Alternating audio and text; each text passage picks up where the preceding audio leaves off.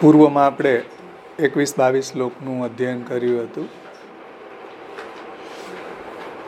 એમાં શ્રી મહાપ્રભુજી આજ્ઞા કરે છે કે તાનૈવ પ્રકારમાહ ભાવસ્ય અતિ.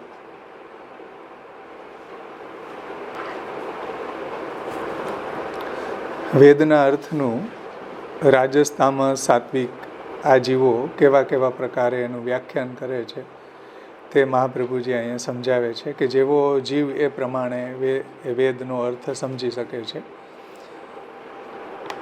ભાવસ્યા જ્ઞાનતઃ કર્મ માત્રમ કેચિદ વદંતી લોક પ્રતીતમ સ્વીકૃત્ય કદાચિત ભગવાન વદેત ફલંતુ સર્વમેવાત્ર તદંશત્વાદ ભવિષ્યતિ અતઃ કામ નિષેધો હિ કેચિદ ભગવતોદિતઃ. એટલે દ્રવ્ય, દેવતા, ઉપકરણ, ફલ, કર્તા વગેરે યાવન માત્ર યજ્ઞ સંબંધી જે પદાર્થો છે એને સાક્ષાત તેમજ પરંપરાથી ભગવદ્રૂપ છે. જેટલા બી યજ્ઞમાં ઉપયોગમાં આવતા પદાર્થો છે એ બધા સાક્ષાત અને પરંપરાથી ભગવદ્રૂપ છે અને તેથી ભગવાનમાં જ શ્રુતિનું વેદાર્થનું તાત્પર્ય છે. એવો વેદનો ઉપક્રમાદિ પ્રકરણના અર્થનો અભિપ્રાય ન સમજવાથી કેટલાક વાદીઓ છે એ વેદનો અર્થ કેવલ ક્રિયા માત્ર જ કરે છે. કેમ કે વેદ જે છે એનો અર્થ તો ભગવાન જ થાય છે. એના જે બી સૃગ, સ્રવા વગેરે દેવતા, દ્રવ્ય, ઉપકરણ, ફલ, કર્તા આ બધા જ ભગવદ્રૂપ છે. પરંતુ કેટલાક વાદીઓ છે વેદનો અર્થ કેવલ ક્રિયા માત્ર જ છે અને એના ફલ તરીકે સ્વર્ગલોક આદિની પ્રાપ્તિ થાય છે. એવો સાધારણ લોકો જે છે એને સમજમાં આવે એવો મતનો ઉપદેશ લોક પ્રસિદ્ધ રીતે સ્વીકારીને કરે છે. યાગ જે છે એ ભગવદંશ છે. તેથી સર્વ પ્રકારના કામ્ય ફલ તો થાય જ છે કેમ કે ભગવદ્રૂપ છે યજ્ઞ. પરંતુ એ ફલ નિત્ય નથી અને એ પાવન કરતું પણ નથી, પવિત્ર નથી કરતું. અને વેદાર્થ લોક પ્રતીતિ મતથી વિલક્ષણ છે. એટલે જે લોકમાં જે પ્રતીતિ થાય છે વેદાર્થની એવો વેદાર્થ નથી. વેદાર્થ છે એ લોકથી વિલક્ષણ છે. તેથી ખરેખર કામનો નિષેધ પણ ભગવાને પોતે જ ક્વચિત એટલે શ્રીમદ ભગવદ્ ગીતાજીમાં કર્યો છે કે ભાઈ કામ એટલે કામનાથી કર્મ કરવાનો નિષેધ ભગવાને ગીતાજીમાં પણ કર્યો છે. એનું આપણે વિસ્તારથી આવરણ ભંગ સાથે અવગાહન કરી ગયા. હવે ત્યાર પછીના જે શ્લોકો છે એનું આપણે અવગાહન કરશું. 23 અને 24 23 સાથે જ આવી પાછો જુઓ પેજ નંબર આવરણ ભંગમાં 44 ઉપર એની ઉત્થાનિકામાં આપણે જોઈ લઈએ.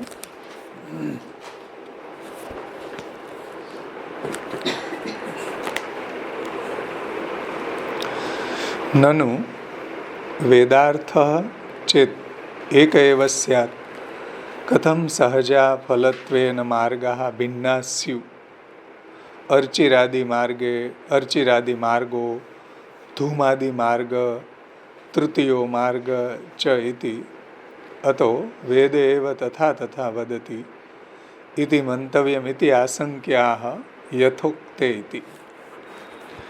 એટલે કે આ પ્રકારે નનુ વેદાર્થ ચેદ એક એવ સ્યાત, જે વેદાર્થ છે એ તો એક જ છે. વેદાર્થ અલગ અલગ નથી. વેદનો અર્થ એક જ છે. પરંતુ કથમ સહજા ફલત્વેન માર્ગા, તો પણ જે શ્રદ્ધા છે, તપ છે ઇત્યાદિ ફલના ભેદથી ભિન્ન માર્ગ કેમ થઈ જાય છે? વેદ એક હોવા છતાં પણ એમાં ફલત્વેન માર્ગા ભિન્નસ્યુ એટલે ફલના ભેદથી ભિન્ન માર્ગ કેમ થઈ જાય છે? આપણે જોયું હતું ને, સ્વર્ગ ફલ છે, આત્મસુખ છે અને મોક્ષ એમ. તો ફલત્વેન માર્ગા ભિન્નાસ્યુ કથમ, એટલે ફલના ભેદથી ભિન્ન માર્ગ કેમ થઈ જાય છે, આવો અહીંયા પ્રશ્ન છે. અને અર્ચિરાદિ માર્ગો ધૂમ માર્ગ તૃતીયો માર્ગ ચ ઇતિ. ભિન્ન માર્ગ કયા? એક તો અર્ચિ માર્ગ, અર્ચિરાદિ માર્ગ, બીજો છે ધૂમ માર્ગ અને ત્રીજો છે તૃતીય માર્ગ. તૃતીય માર્ગ એટલે જાયસ્વ મ્રિયસ્વ, જન્મવું અને મરવું, એ તૃતીય માર્ગ. જાયસ્વ મ્રિયસ્વ. અર્ચિ માર્ગો ધૂમાદિ માર્ગ તૃતીય માર્ગો ચ ઇતિ. આવી રીતના 3 માર્ગ થઈ જાય. તેથી અતો વેદ એવ તથા તથા વદતિ ઇતિ મંતવ્યમ ઇતિ આશંક્યા યથોક્તે ઇતિ. તેથી વેદ જ સ્વયં તે પ્રકારે ભિન્ન માર્ગનો ઉપદેશ કરે છે એમ માનવું જોઈએ કે વેદ જ આ રીતના ભિન્ન ભિન્ન માર્ગનો ઉપદેશ કરે છે, એવું તમે કેમ નથી માનતા? શા માટે તમે એક જ માર્ગ માનો છો? અતો વેદ એવ તથા તથા વદતિ ઇતિ મંતવ્યમ. વેદ જ આ રીતના 3 માર્ગનું વર્ણન કરે છે એવું માનવું જોઈએ. તમે એમ કહો છો કે વેદ એક જ માર્ગનું વર્ણન કરે છે. પૂર્વ પક્ષી એવું કે આપ મહાપ્રભુજી એનો હવે જવાબ આપે છે આગળ. શંકા સમજાણી બધાને? બરાબર. વેદાર્થ તો એક જ છે, છતાં પણ ફલના ભેદ શા માટે તમે વર્ણન કર્યા? અને એમાં 3 માર્ગ જે બતાવ્યા છે, ધૂમ માર્ગ, અર્ચિરાદિ માર્ગ, ધૂમ માર્ગ અને તૃતીય માર્ગ એટલે જાયસ્વ મ્રિયસ્વ નો માર્ગ, એમ જન્મવું અને મરવું, એ તૃતીય માર્ગ. તો પછી વેદાર્થ એક છે, તો આવી રીતના તમે ભિન્ન ભિન્ન માર્ગનો ઉપદેશ શા માટે કરો છો? શા માટે તમે એક જ માર્ગ માનવો? આવા ભિન્ન ભિન્ન માર્ગનું જો વર્ણન એમાં થયું હોય તો શા માટે એક જ માર્ગ માનવો? એવી શંકાના સમાધાનમાં હવે આગળની કારિકા આવે છે. યથોક્તે ય પુનર્જન્મ યન્યથા પુનરુદ્ભવ તદ અર્ચિરાદિ ધૂમાદિ માર્ગોદ્વયમ ઉદીરિતમ વૈરાગ્યાર્થમ તદપ્યુક્ત પંચાગ્નિ ખ્યાપને શ્રુતો. એટલે વેદમાં કહ્યા પ્રમાણે અનુસરવાથી, અર્થાત જ્ઞાનપૂર્વક નિષ્કામ કર્મ કરવાથી અપુનર્જન્મ મોક્ષ થાય છે. યથોક્તે ય પુનર્જન્મ, યથોક્ત એટલે વેદમાં જે રીતે બ્રહ્મજ્ઞાન સાથે નિષ્કામ કર્મ કરવામાં આવે તો એનાથી અપુનર્ભવ થાય છે, એટલે મોક્ષની પ્રાપ્તિ થાય છે. અન્યથા પુનરુદ્ભવ, અને જો યથોક્ત પ્રકારના જ્ઞાન વિના કર્મ કરવાથી પુનર્જન્માદિ થાય છે. સમજાયું ને? વેદમાં બતાવેલું જે યથોક્ત માર્ગ છે એટલે જ્ઞાન સાથે નિષ્કામ કર્મ, એ રીતે જો કરવામાં આવે તો મોક્ષની પ્રાપ્તિ થઈ જાય છે. અન્યથા એ પ્રમાણે જો આચરણ કરવામાં ન આવે, યથોક્ત પ્રકારના જ્ઞાન વિના કર્મ કરવામાં આવે તો પુનર્જન્મ થાય છે. અને ધૂમાદિ માર્ગ પ્રાપ્ત થાય છે, અને ક્યારેક તૃતીય માર્ગમાં જાયસ્વ મ્રિયસ્વ, જન્મવું અને મરવું એવો અનભિપ્રેત ગતિ પણ થાય છે ભાઈ. એટલે અન્યથા, અહીંયા મહાપ્રભુજીએ કીધું અન્યથા પુનરુદ્ભવ, અન્યથા આવો પુનરુદ્ભવ થાય છે, જન્મ મરણ થાય, અથવા તો એને ધૂમ માર્ગમાં ગતિ થાય છે. તદ અર્ચિરાદિ ધૂમાદિ માર્ગોદ્વય,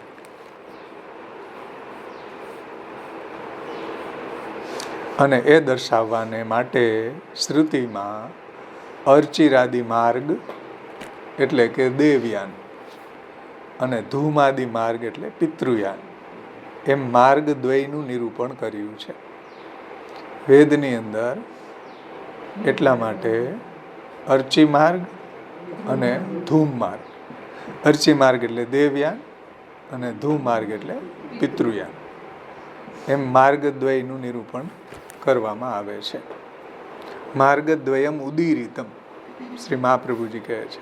અર્ચિરાદિ ધૂમાદિ માર્ગદ્વયમ ઉદીરિતમ એટલે વેદની અંદર આવા જો યથોક્ત કર્મ કરવામાં ન આવે તો એને ધૂમાદિ માર્ગમાં પણ જવું પડે છે, અને યથોક્ત કર્મ કરવામાં આવે, જ્ઞાન સહિત નિષ્કામ કર્મ કરવામાં આવે તો એને અર્ચિ માર્ગની પ્રાપ્તિ થાય છે અને દેવયાન દ્વારા ક્રમ મુક્તિ થાય છે.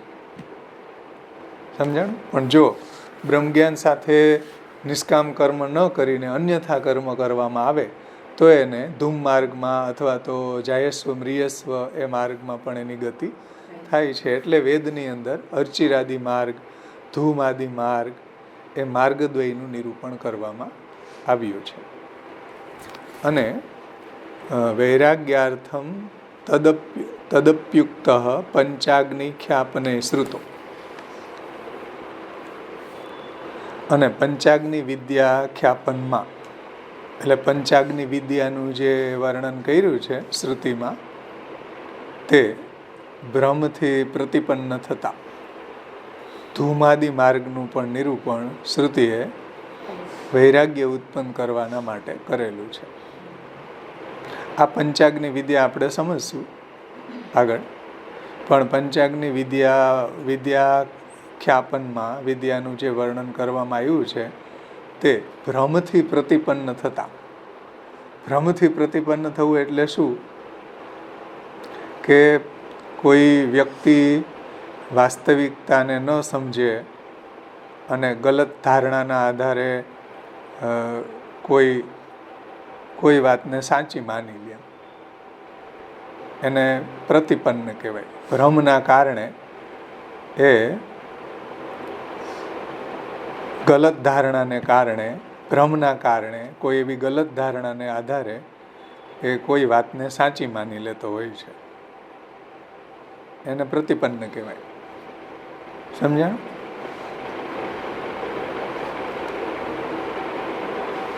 જેમ અંધારામાં રસ્સીને સર્પ માની લે તો એ બ્રહ્મથી પ્રતિપન્ન થયો કહેવાય.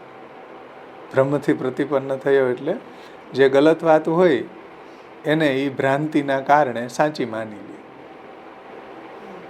તો એ રીતે પંચાગ્નિ વિદ્યા ખ્યાપનમાં તે ભ્રમથી પ્રતિપન્ન થતા ધૂમાદિ માર્ગનું પણ નિરૂપણ શ્રુતિએ વૈરાગ્ય ઉત્પન્ન કરવાને અર્થે કરેલું છે.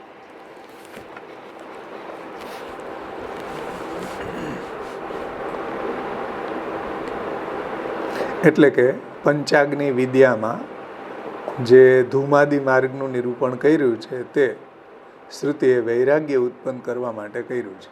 તાત્પર્ય એ છે પંચાગ્નિ વિદ્યામાં જે ધૂમ માર્ગનું પ્રતિપાદન થયું છે તે વૈરાગ્ય, સાધકને વૈરાગ્ય થાય એટલા માટે કરેલું છે કે ભાઈ સાધક છે આવી સકામ કર્મ કરતો હોય, બ્રહ્મ જ્ઞાન રહિત કર્મ કરતો હોય, પછી એને ધૂમ માર્ગ મળે.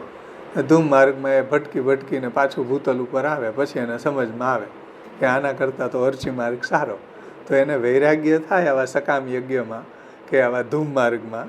એટલા માટે પંચાગ્નિ વિદ્યામાં ધૂમાદિ માર્ગનું નિરૂપણ કરેલું છે. તે શા માટે કર્યું છે? વૈરાગ્યાર્થમ ઉદીર્યતે. વૈરાગ્યાર્થમ તદપ્યુક્ત. તદપ્યુક્ત એટલે તે કહેવાયું છે. વૈરાગ્યાર્થ તદ અપ્યુક્ત, વૈરાગ્ય માટે કહેવાયેલું છે. શું? પંચાગ્નિ ખ્યાપને શ્રુતો. પંચાગ્નિ વિદ્યામાં જે ધૂમાદિ માર્ગનું નિરૂપણ કર્યું છે તે વૈરાગ્યને ઉત્પન્ન કરવા માટે કર્યું છે.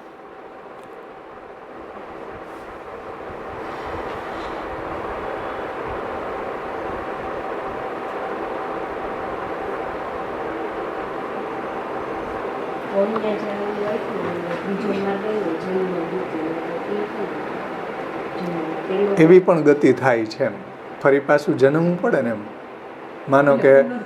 માનો કે સકામ યજ્ઞ કર્યા અને સ્વર્ગલોકની પ્રાપ્તિ થઈ તો કેવી ગતિ થઈ? ક્ષીણે પુણ્ય મૃત્યુલોક વિશંતિ, પાછું અહીંયા મૃત્યુલોકમાં આવે છે.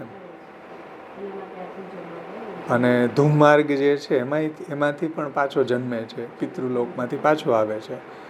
અર્ચી માર્ગ એવો છે કે એમાંથી પાછો આવતો નથી. એટલે આવા જે માર્ગો છે, જાયસ્વ મ્રિયસ્વ, ધૂમમાર્ગ, એમાંથી એને વૈરાગ્ય થાય એટલા માટે આ પંચાગ્નિ વિદ્યામાં ધૂમાદિ માર્ગનું નિરૂપણ કરેલું છે. વૈરાગ્યાર્થમ તદપ્યુક્ત, વૈરાગ્ય માટે કરેલું છે. હવે આપણે એનો આવરણભંગ સાથે સમજશું, ત્યાં વિસ્તારથી મહાપ્રભુજીએ સમજાવ્યું છે. આવરણભંગમાં જુઓ,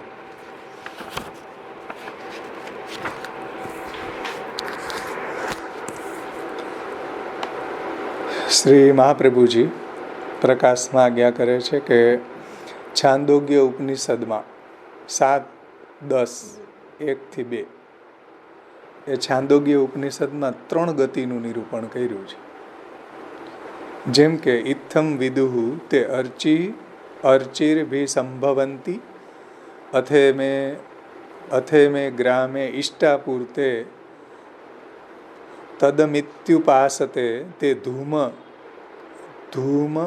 અભિસંભવંતી. અર્થાત જે લોકો આ પ્રકારે જ્ઞાન પ્રાપ્ત કરે છે અને શ્રદ્ધા અને તપથી ઉપાસના કરે છે અને કર્મ કરે છે, તેઓ અર્ચી માર્ગે દેવયાન માર્ગે ગમન કરે છે. દેવયાન, અર્ચી માર્ગ એટલે દેવયાન માર્ગ, એનાથી એની ક્રમ મુક્તિ થાય છે. અર્ચી માર્ગથી ક્રમ મુક્તિ કેવી રીતના થાય છે કે ભાઈ અર્ચી માર્ગ એટલે દેવયાન માર્ગ, એના દ્વારા એ પેલા અર્ચી લોકમાં જાય છે અને ત્યાંથી પછી દિવસ નામના લોકમાં, પછી શુક્લ પક્ષમાં જાય, પછી ઉત્તરાયણમાં જાય, પછી વર્ષલોકમાં જાય, પછી સૂર્યલોકમાં જાય, પછી ચંદ્રલોકમાં જાય, પછી વિદ્યુત લોકમાં જાય, પછી બ્રહ્મલોક સુધી પહોંચે. એમાં વચ્ચે વચ્ચે વરુણ લોક આવે, ઇન્દ્રલોક આવે, પૃથાપતિ લોક આવે, કાર્ય બ્રહ્મલોક આવે, અને ત્યાંય 1 કલ્પ સુધી રહે વેઇટિંગમાં, અને પછી બ્રહ્માજી સાથે એનો અક્ષર બ્રહ્મા લય થાય.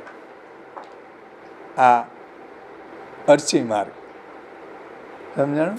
આવી રીતના ક્રમ મુક્તિ થાય. અર્ચી માર્ગ છે આટલા લોકમાં થતો પછી છેલ્લે બ્રહ્મલોકમાં પહોંચે, અને ત્યાં પછી વેઇટિંગમાં બેસે બિચારો રાહ જોઈ કે કયા બ્રહ્માજીનો લય થાય. અક્ષર બ્રહ્મા કલ્પ પૂરો થાય અને બ્રહ્માજીનો લય થાય અક્ષર બ્રહ્મા, ત્યારે એમાં રહેલા બધાયનો, બ્રહ્મલોકમાં રહેલા બધાયનો લય થાય.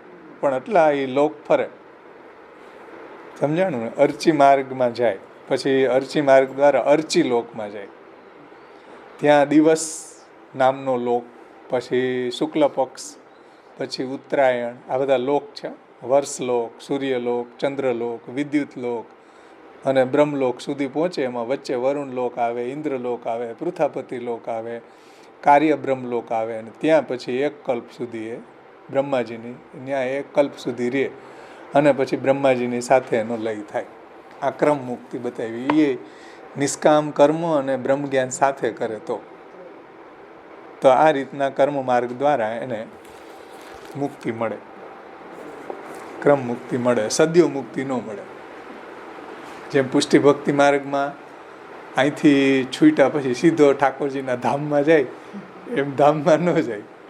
આટલા લોકો ફરીને પડતા આખડતા માંડ પૂગે બ્રહ્મલોકમાં, પણ એને ક્રમ મુક્તિ મળે, સદ્યો મુક્તિ ન મળે.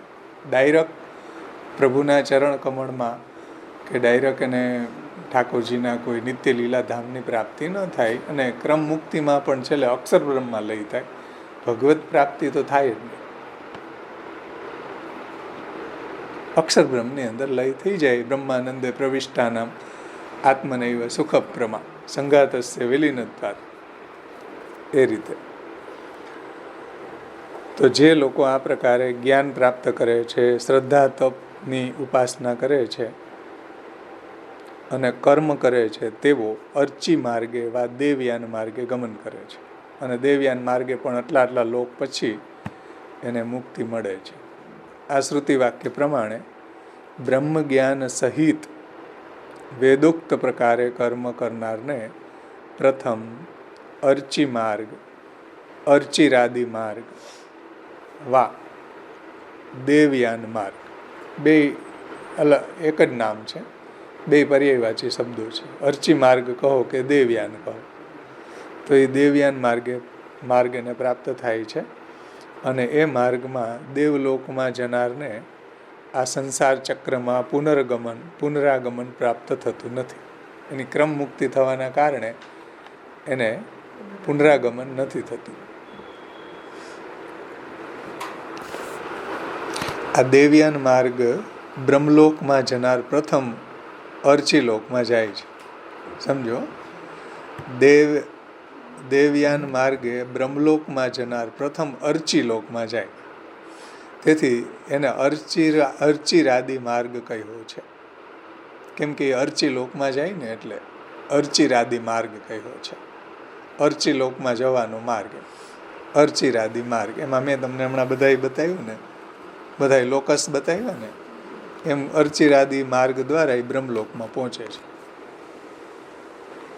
સમજમાં આવ્યું? અર્ચિરાદી લોકમાં જાય છે અને છેલ્લે એને બ્રહ્મલોકમાં જઈને બ્રહ્માજીનો જ્યારે આયુષ્ય પૂરી થાય ને જ્યારે લય થાય, પ્રલય થાય, ત્યારે બ્રહ્માજીનો અક્ષર બ્રહ્મા લય થાય, એના લોકની અંદર રહેલા બધાનો બ્રહ્માજી સાથે અક્ષર બ્રહ્મા લય થઈ જાય. આ અર્ચિરાદી લોકની એ પણ નિષ્કામ યજ્ઞ અને બ્રહ્મ જ્ઞાન સાથે. એટલે મહાપ્રભુજીએ શ્લોકમાં કહ્યું ને કે યથોક્તે પુનર્જન્મ. યથોક્ત જો વૈદિક કર્મ કરે એટલે વેદ માર્ગ ઉપર ચાલે, યથોક્ત રીતે, જે રીતે વેદે સમજાવ્યું છે એ રીતે, તો એને અર્ચિરાદી માર્ગ દ્વારા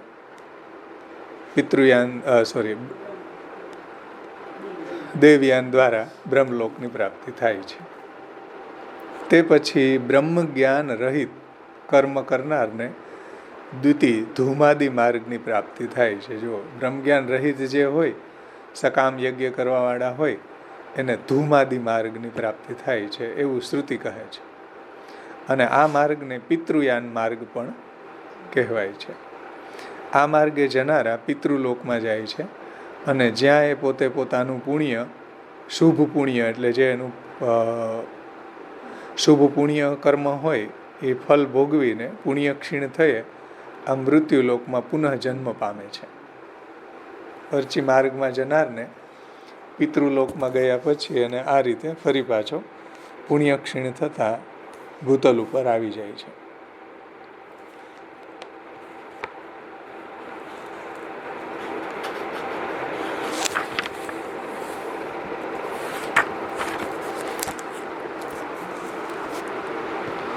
પિતૃયાન એટલા માટે કહેવાય કે ધૂમ માર્ગ દ્વારા પિતૃલોકમાં જાય છે અને પિતૃલોકમાં જઈને ત્યાં બધા ભોગ ભોગવીને પછી જ્યારે એનું પુણ્ય ક્ષીણ થાય એટલે ફરી પાછો મૃત્યુલોકની અંદર આવી જાય છે, જન્મ મરણને પ્રાપ્ત કરે છે, તૃતીય માર્ગને પ્રાપ્ત કરે છે. હે? હા, એ સ્વર્ગલોક.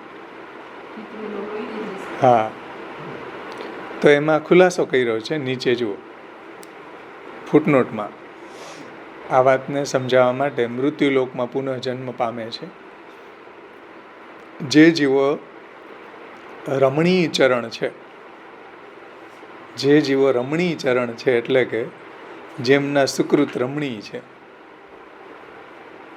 તેઓ બ્રાહ્મણ, ક્ષત્રિય વા વૈશ્ય એવી રમણીય યોનિ પ્રાપ્ત કરે છે. એટલે જેના સુકૃત સારા છે, રમણીય છે યાની ઉત્તમ છે, સારા જેના સુકૃત છે, સારા કર્મો છે, એ બ્રાહ્મણ, ક્ષત્રિય અને વૈશ્ય એવી રમણીય યોનિ પ્રાપ્ત કરે છે. એટલે ઉત્તમ યોનિ, સારી યોનિ એને મળે છે. જે જીવોના કૃત્ય કપૂય એટલે દુષ્ટ છે, તેઓ અશ્વયોની, શુકરયોની વા ચાંડાલીઓની પ્રાપ્ત કરે છે. જેના કર્મો દુષ્ટ કર્મો છે એને અશ્વયોની, પછી સુકરીઓની કે ચાંડાલીઓની પ્રાપ્ત થાય છે. પરંતુ શ્રુતિ અત્ર કહે છે કે જે જીવોની ગતિ આ ઉભય માર્ગમાંથી એક પણ માર્ગ તરફ નથી, તેઓ આ ક્ષુદ્ર અસકૃદાવર્તી, અસકૃદ આવર્તી, અસકૃત એટલે વારંવાર, આવર્તી એટલે પુનર્જન્મ, વારંવાર જન્મ મરણ થવું, એને અસકૃદ આવર્તી કહેવામાં આવે છે. અસકૃત એટલે વારંવાર અને આવર્તી એટલે આવર્તન થવું, વારંવાર જન્મ મરણ થવું. તો આ ક્ષુદ્ર અસકૃદ આવર્તી જંતુઓ છે.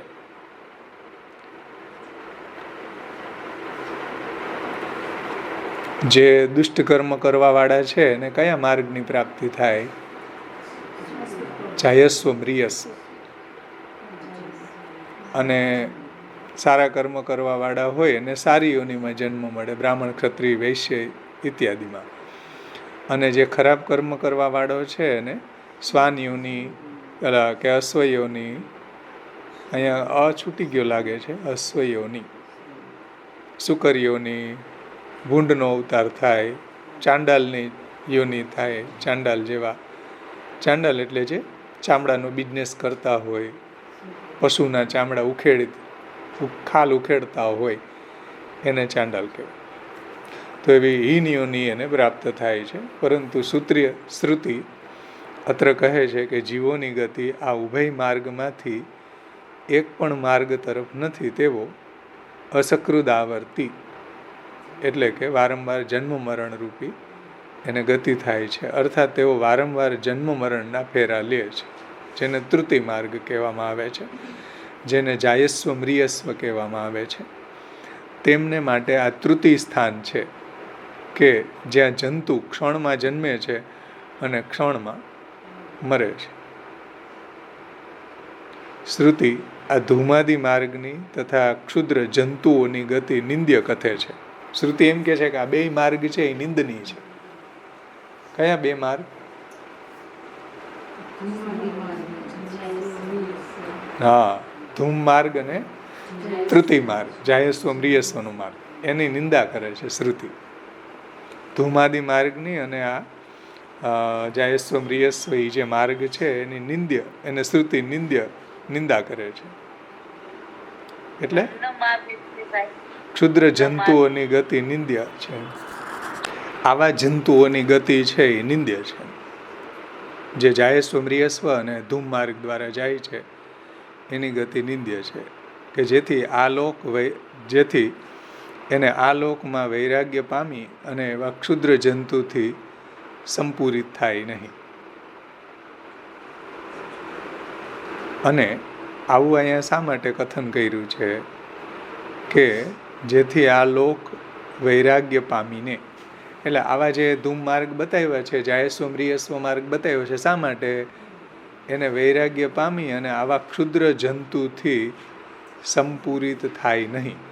એટલે આવા ક્ષુદ્ર જંતુથી સંપૂરિત થાય નહીં એટલે આ ક્ષુદ્ર જંતુમાં એનો જન્મ થાય નહીં અને સૃષ્ટિ ઉત્તરોત્તર થતી ચાલી જાય. છાંદોગ્ય ઉપનિષદ.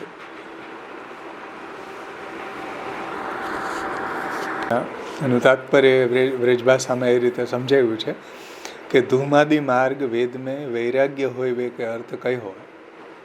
અર્થાત વારંવાર જન્મ મરણ આદિ ક્લેશ દેખી કે વૈરાગ્ય આવેગો. એટલે જ્યારે ધૂમ માર્ગમાં જાય, સકામ કર્મ કરવા વાળો છે, બ્રહ્મજ્ઞાન રહિત સકામ કર્મ કરવા વાળો છે, એટલે ધૂમ માર્ગમાં જાય અને ફરી પાછો ભૂતલ ઉપર આવે, ફરી પાછું એનું જન્મ મરણ થાય, એને કારણે એને વૈરાગ્ય આવેગો. તબ નિત્ય કર્મ કરવે મેં પ્રવૃત્ત હોયેગો. ત્યારે એ બ્રહ્મજ્ઞાન સહિત નિત્ય કર્મમાં પ્રવૃત્ત થશે. વાકુ પંચાગ્નિ વિદ્યા કે ઉપાસકો કો ફલ સિદ્ધ હોય તદર્થ કહ્યો હે કે જૈસે, એ આગળ આવશે હવે. પણ આનું તાત્પર્ય અહીં એ છે કે શ્રુતિ આવા માર્ગની નિંદા કરે છે અને આવા જે ધૂમાદિ માર્ગ બતાવ્યો છે શ્રુતિમાં, એનું કારણ વૈરાગ્ય માટે, કે ક્ષુદ્ર જંતુઓ છે એ વૈરાગ્ય પામી અને એવા ક્ષુદ્ર જંતુથી સંપૂરિત થાય નહીં અને સૃષ્ટિ ઉત્તરોત્તર થતી ચાલી જાય. આવું છાંદોગ્ય ઉપનિષદમાં કહ્યું છે. એટલે અહીંયા તાત્પર્ય એવું જણાય છે કે વૈરાગ્ય માટે આ માર્ગોનું વર્ણન શ્રુતિ કરે છે. વૈરાગ્યાર્થમ.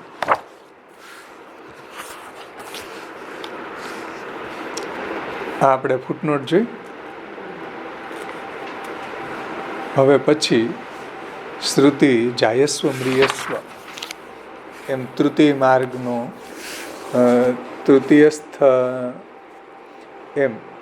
તૃતીય સ્થાનનો માર્ગ ક્ષુદ્ર જંતુઓનો કહે છે. જે ક્ષુદ્ર જંતુ છે, ક્ષુદ્ર જીવો છે, એની ગતિ તૃતીય માર્ગમાં થાય છે. તે કહે છે કે જેવો અસકૃદાવર્તી, અસકૃદ એટલે વારંવાર, આવર્તી એટલે જન્મ મરણ પામનારા. વારંવાર જેનો જન્મ મરણ થાય છે એ અસકૃદ આવર્તી થઈને ક્ષણમાં જન્મે છે અને ક્ષણમાં મરણ પામે છે. એટલે આવી ક્ષુદ્ર જંતુઓની યોનિ મળે એમાં એનું જન્મ મરણ થયા કરે છે. આ તૃતીય માર્ગ છે. અર્ચી માર્ગ અને ધૂ માર્ગની સાથે આ અનભિપ્રેત તૃતીય માર્ગનો પણ સંગ્રહ કરવામાં આવ્યો છે. એટલે કે અર્ચી માર્ગ અને ધૂમ માર્ગની સાથે સાથે આ તૃતીય માર્ગનું પણ વર્ણન અહીંયા કરવામાં આવ્યું છે. શા માટે? વૈરાગ્ય માટે. પ્રથમ અર્ચી માર્ગની સાથે જે આ દ્વિતીય ધૂમાદિ માર્ગ તથા જન્મવું અને મરણ પામવું, જેને જાયસ્વ મ્રિયસ્વ અથવા તૃતીય માર્ગ એવા તૃતીય માર્ગનું નિરૂપણ કર્યું છે. તે આ બંને ધૂમાદિ માર્ગ અને તૃતીય માર્ગની ગતિ તરફ વૈરાગ્ય ઉત્પન્ન કરવાને અર્થે જ કર્યું છે. એટલે વેદની અંદર અલગ અલગ માર્ગનું વર્ણન શા માટે કર્યું છે? પ્રશ્ન આવ્યો હતો ને શરૂઆતમાં. એવી વેદની અંદર વેદાર્થ તો એક જ પ્રકારનો છે, છતાંય આવા વિવિધ માર્ગનું વર્ણન કર્યું શા માટે વેદની અંદર? તો એટલા માટે કે જે સકામ યજ્ઞ કરવા વાળો છે એની ગતિ ધૂમ માર્ગમાં થાય અને ફરી પાછું જન્મ મરણ થાય, આવું એને જ્યારે સમજમાં આવે ત્યારે એને વૈરાગ્ય થાય કે ઓહો, આવા ચક્કર કાટવા એના કરતાં તો આપણને અર્ચી માર્ગમાં નિત્ય મોક્ષ, ક્રમ મુક્તિમાં મોક્ષ મળી જાય એ સારું ને એમ.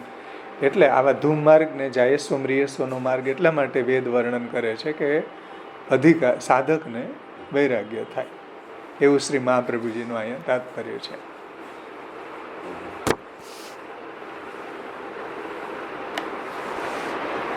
સમજાણું? કોઈને કઈ પ્રશ્ન હોય તો પૂછો ભલે. તો ધૂમ માર્ગ અને તૃતીય માર્ગમાં વૈરાગ્ય ઉત્પન્ન કરવાને અર્થે આ વર્ણન શ્રુતિ કરે છે એમ સમજવું. શ્રુતિમાં અર્ચિરાદિ માર્ગનું જ્ઞાનના ફલ તરીકે પ્રતિપાદન કર્યું છે. એટલે અર્ચિરાદિ માર્ગ જે છે, જ્ઞાન સાથે નિષ્કામ કર્મ કરવામાં આવે તો એને અર્ચિરાદિ માર્ગ દ્વારા ક્રમ મુક્તિ પ્રાપ્ત થાય છે. અને બીજા બે જે માર્ગો છે, ધૂમ માર્ગ અને જન્મવા અને મરવા રૂપી જે તૃતીય માર્ગ, એમાં ક્ષુદ્ર જંતુના માર્ગની નિંદા કરી છે.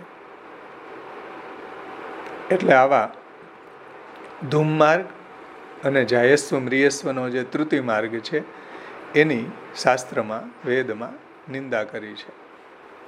તેથી તેમજ શ્રીમદ ભગવદ્ ગીતાજીમાં તથા શ્રીમદ ભાગવત આદિમાં કામનો નિષેધ કર્યો છે. એટલે સકામ કર્મનો નિષેધ કર્યો છે. ભગવદ્ ગીતામાં ભગવાને પણ સકામ કર્મનો નિષેધ કર્યો છે.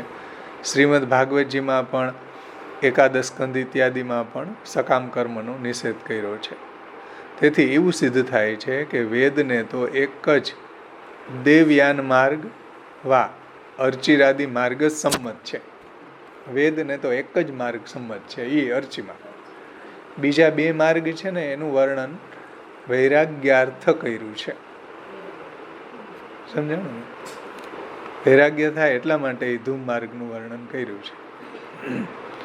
પરંતુ વેદનું તાત્પર્ય તો દેવયાનમાં છે, અર્ચિરાદિ માર્ગમાં છે. આ અર્ચિરાદિ દેવયાન માર્ગ કરતા ધૂમાદિ માર્ગ તથા જંતુ માર્ગ એટલે તૃતીય માર્ગ, જન્મવું અને મરવું. એ જે જંતુ માર્ગ એ બંને અતિહીન અને નિંદ્ય કક્ષાના છે. આ બંને માર્ગ જે છે એ હીન છે અને નિંદ્ય કક્ષાના છે, નિંદનીય છે. તેથી તેમને વિશે વૈરાગ્ય ઉત્પન્ન થાય એવા ઉદ્દેશથી જ ભગવાને તથા શાસ્ત્રકારોએ એ માર્ગોનું નિરૂપણ કર્યું છે. એની અંદર વૈરાગ્ય ઉત્પન્ન થાય એટલે જે સાધક છે એને આવા નિંદ્ય કક્ષાના જે માર્ગો છે, એટલે કે સકામ કર્મથી અને બ્રહ્મજ્ઞાન રહિત સકામ કર્મ કરવાવાળાની જે આવી ગતિ થાય છે, ધૂમ માર્ગ અથવા તો જાયસ્વ મ્રિયસ્વ, એમાં એને વૈરાગ્ય ઉત્પન્ન થાય એવા ઉદ્દેશથી ભગવાને અને શાસ્ત્રકારોએ આ માર્ગોનું નિરૂપણ કર્યું છે. તેથી કાંઈ સાક્ષાત વેદને એ ઉભય માર્ગ સંમત છે અને વેદમાં 3 ભિન્ન ભિન્ન માર્ગ છે એવું સિદ્ધ થતું નથી ભાઈ. એટલે વેદને આ સંમત નથી હો. વેદની અંદર વર્ણન કર્યું છે એનો મતલબ એવો નથી કે વેદને એ સંમત છે. તૃતીય માર્ગ અને ધૂમ માર્ગ, વેદનું તાત્પર્ય અર્ચી માર્ગમાં છે. તેથી વેદને ઉભય માર્ગ સંમત છે અને વેદમાં 3 ભિન્ન ભિન્ન માર્ગ છે એવું સિદ્ધ થતું નથી. વેદને અભિપ્રેત તો એક જ માર્ગ છે, એક જ મોક્ષ માર્ગ લઈને જનારા દેવયાન વા અર્ચી માર્ગ છે. અને તેથી પ્રાપ્ત યથાર્થ બ્રહ્મજ્ઞાન સહિત નિષ્કામ કર્મ કરવાથી થાય છે. આવો અર્ચિરાદિ માર્ગ જે છે એ કોણ જઈ શકે છે? બ્રહ્મજ્ઞાન સહિત નિષ્કામ યજ્ઞ કર્મ કરવાથી એને આ માર્ગે જઈ શકે છે એમ સમજવું. વેદનું તાત્પર્ય પણ અર્ચી માર્ગમાં જ છે. આવા 3 માર્ગ જુદા જુદા છે એવું વર્ણન કરવામાં તાત્પર્ય નથી. આ રીતે મહાપ્રભુજીએ વેદનું, કામ કે મહાપ્રભુજી વેદ પારગ છે ને, એટલે વેદનું રહસ્ય આચાર્ય ચરણોએ આપણને અહીંયા સમજાવ્યું છે. આગળ હવે એવી શંકા ઉઠાવે છે કે આ ધૂમાદિ માર્ગના કથનમાં શું ફલ? બ્રહ્મ માર્ગોનું કંઈ કોઈ કથન કરતું નથી.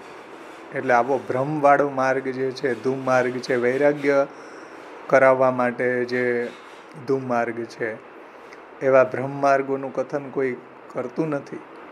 વળી ધૂમાદિ માર્ગીય કર્મ જો અવિહિત હોય તો એનું ફલ ન થાય.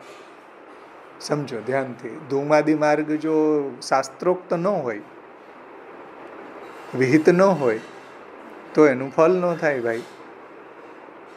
સમજો, ધૂમાદિ માર્ગી કર્મ જો અવિહિત હોય એટલે વેદોક્ત ન હોય તો એનું ફલ ન થાય. કારણ કે અવિહિત ભ્રમ પ્રતિપન્ન કર્મનું ફલ સંભવતું નથી. કારણ કે જે અવિહિત છે, જે વેદોક્ત નથી અને જે બ્રહ્મ પ્રતિપન્ન કર્મ છે, એટલે બ્રહ્મથી ગલત ધારણાના આધારે એ સત્ય માની લેવામાં આવે છે. ગલત ધારણાના આધારે એ વાતને સત્ય માની લેવામાં આવે. સમજો, એને બ્રહ્મ પ્રતિપન્ન કહેવાય. જેમ આપણા માર્ગમાં જે દુસંગ છે એને લોકો સત્સંગ માની લે, એ બ્રહ્મ પ્રતિપન્ન કહેવાય. બ્રહ્મથી અસત માર્ગને પણ એ સાચો માની લે. તો એ અવિહિત બ્રહ્મ પ્રતિપન્ન કર્મનું, એટલે ભ્રાંતિથી ગલત ધારણાના આધારે પણ વાતને એ સત્ય માની લે છે, એનું ફલ ક્યારેય સંભવતું નથી. એટલે આ બ્રહ્મસિદ્ધ જે ધૂમાદિ માર્ગ છે ને, એનું ફલ ક્યારેય સંભવતું નથી. એવી આશંકા થાય તો એનો પરિહાર કરવા શ્રી મહાપ્રભુજી કહે છે કે વૈરાગ્યાર્થમ, શું શબ્દ છે? વૈરાગ્યાર્થમ, હા, વૈરાગ્યાર્થમ તદપયુક્ત, વૈરાગ્યાર્થમ તદ અપી યુક્ત, તે કહેવાયું છે, વૈરાગ્ય માટે કહેવાયું છે. સમજાણું ને? શંકા સમજાણી બધાને કે ભાઈ ધૂમમાર્ગનું ફળ શું? બ્રહ્મ માર્ગની અંદર કોઈની પ્રવૃત્તિ થતી નથી, બ્રહ્મ માર્ગનું કોઈ કથન કરતું નથી. ધૂમમાર્ગ જો શાસ્ત્રોક્ત ન હોય, વિહિત ન હોય તો એનું ફળ કાંઈ મળે નહીં. અને એવા ભ્રમથી જે સિદ્ધ ધૂમાદી માર્ગ છે એનું ફળ પણ ક્યારેય સંભવતું નથી. એવી શંકા થાય તો પછી વેદની અંદર એનું વર્ણન શા માટે કર્યું ધૂમ માર્ગનું? તો શ્રી મહાપ્રભુજી કહે છે કે વૈરાગ્યાર્થમ તદપી યુક્ત તદપ્યુક્યત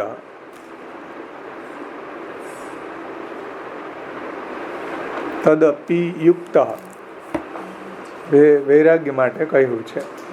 શ્રી પુરુષોત્તમજીનું આવરણ ભંગ છે, સાથે પ્રકાશમાં પ્રભુજીની ટીકાને અહીંયા તાત્પર્યનું સમજાવ્યું છે. જુઓ હવે જવાબમાં, યથાર્થ બ્રહ્મ જ્ઞાન રહિત કર્મ કરવાથી દ્વિતીય ધૂમાદી માર્ગ પ્રાપ્ત થાય છે. આ બધાને પહેલેથી અધ્યયન કર્યું છે એટલે બધાને સમજમાં આવી ગયું કે ભાઈ બ્રહ્મ જ્ઞાન રહિત સકામ યજ્ઞ કર્મ કરવા વાળો છે એને ધૂમ માર્ગમાં ગતિ થાય છે.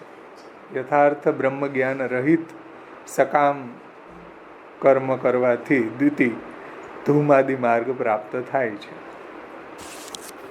અન્ય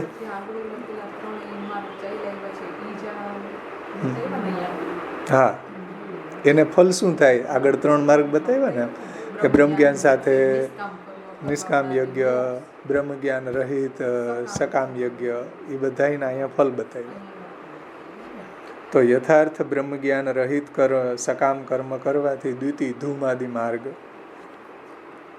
પ્રાપ્ત થાય છે.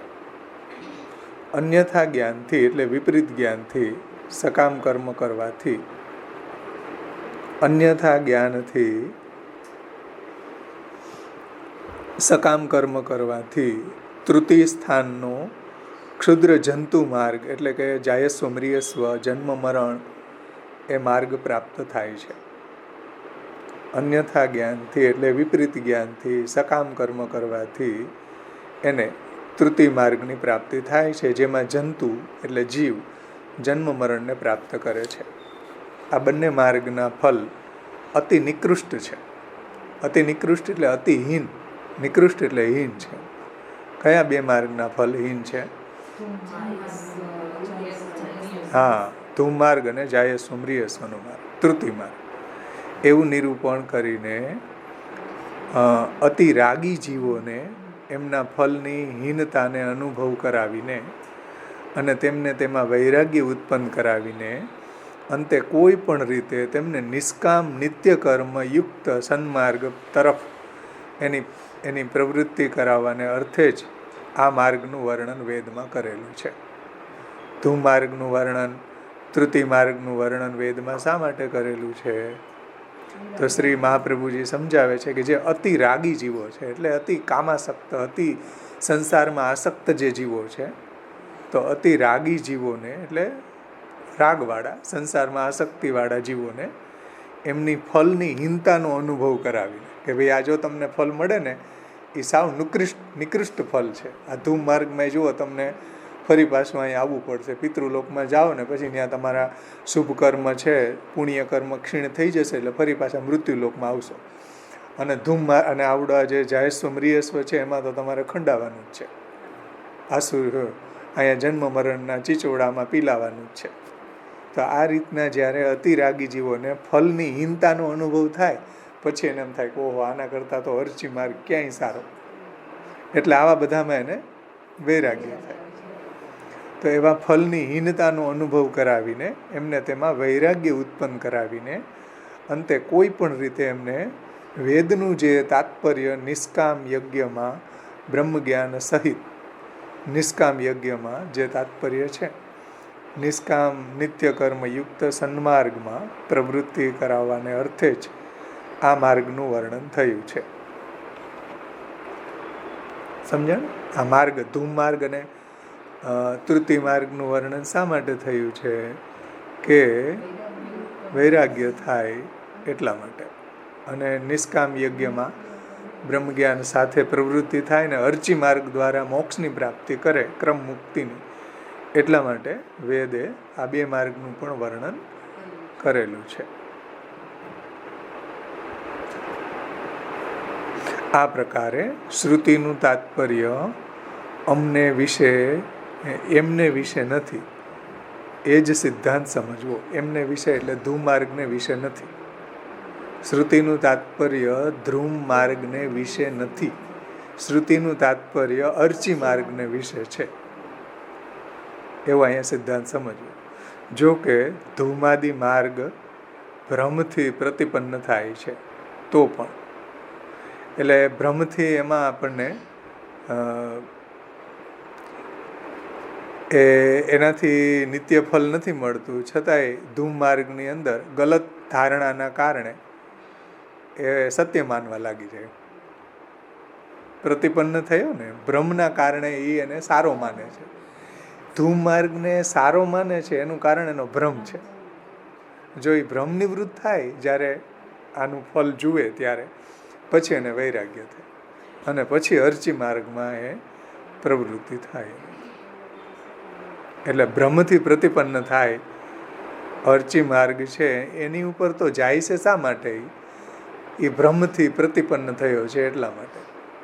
ભ્રમથી એ ગલત માર્ગને પણ સત્ય માની બેઠો છે એટલા માટે. એટલે ભ્રમથી પ્રતિપન્ન થયો છે તો પણ જગતમાં એ માર્ગ પ્રતિમાન છે. પ્રતિમાન છે એટલે અનુભવાય છે, એની પ્રતીતિ થાય છે. છતાં પણ જગતમાં આવો ધૂમ માર્ગ પ્રતિમાન થાય છે, એટલે જણાય છે, અનુભવાય છે, પ્રતીતિ થાય છે. તેથી એનું નિરૂપણ કર્યું છે અને એટલા માટે એનું નિરૂપણ વેદમાં કરવામાં આવ્યું છે કે આવું પણ માર્ગ દેખાય છે. જગતમાં વારંવાર જન્મ મરણ આદિ ક્લેશનો સાક્ષાત અનુભવ કરવામાં આવે છે અને તેથી આ જન્મ મરણ આદિ ક્લેશ ઉત્પન્ન કરે એવા સકામ ધૂમાદિ માર્ગનો અનુભવ એ માર્ગ તરફ જીવને સંપૂર્ણ જુગુપ્સા વા ગ્લાનિ ઉત્પન્ન કરાવવાને અર્થે વેદમાં કરવામાં આવે છે. વેદની અંદર આવો ધૂમ માર્ગ અને ધૂમ માર્ગ દ્વારા જે જાયસ્વ મ્રિયસ્વ થાય છે એવું પ્રતિપાદન વેદમાં શા માટે કર્યું છે?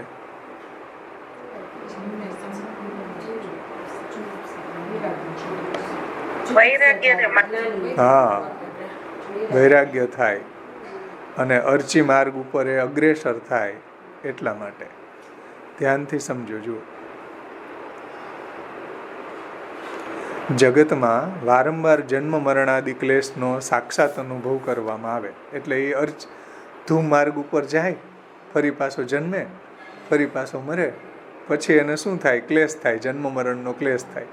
પછી એને એમ થાય કે ભાઈ આવા માર્ગમાં ખંડાવવું એના કરતાં તો જે નિત્ય સુખનો માર્ગ છે, જે મોક્ષનો માર્ગ છે, એ કેમ ન અપનાવવો?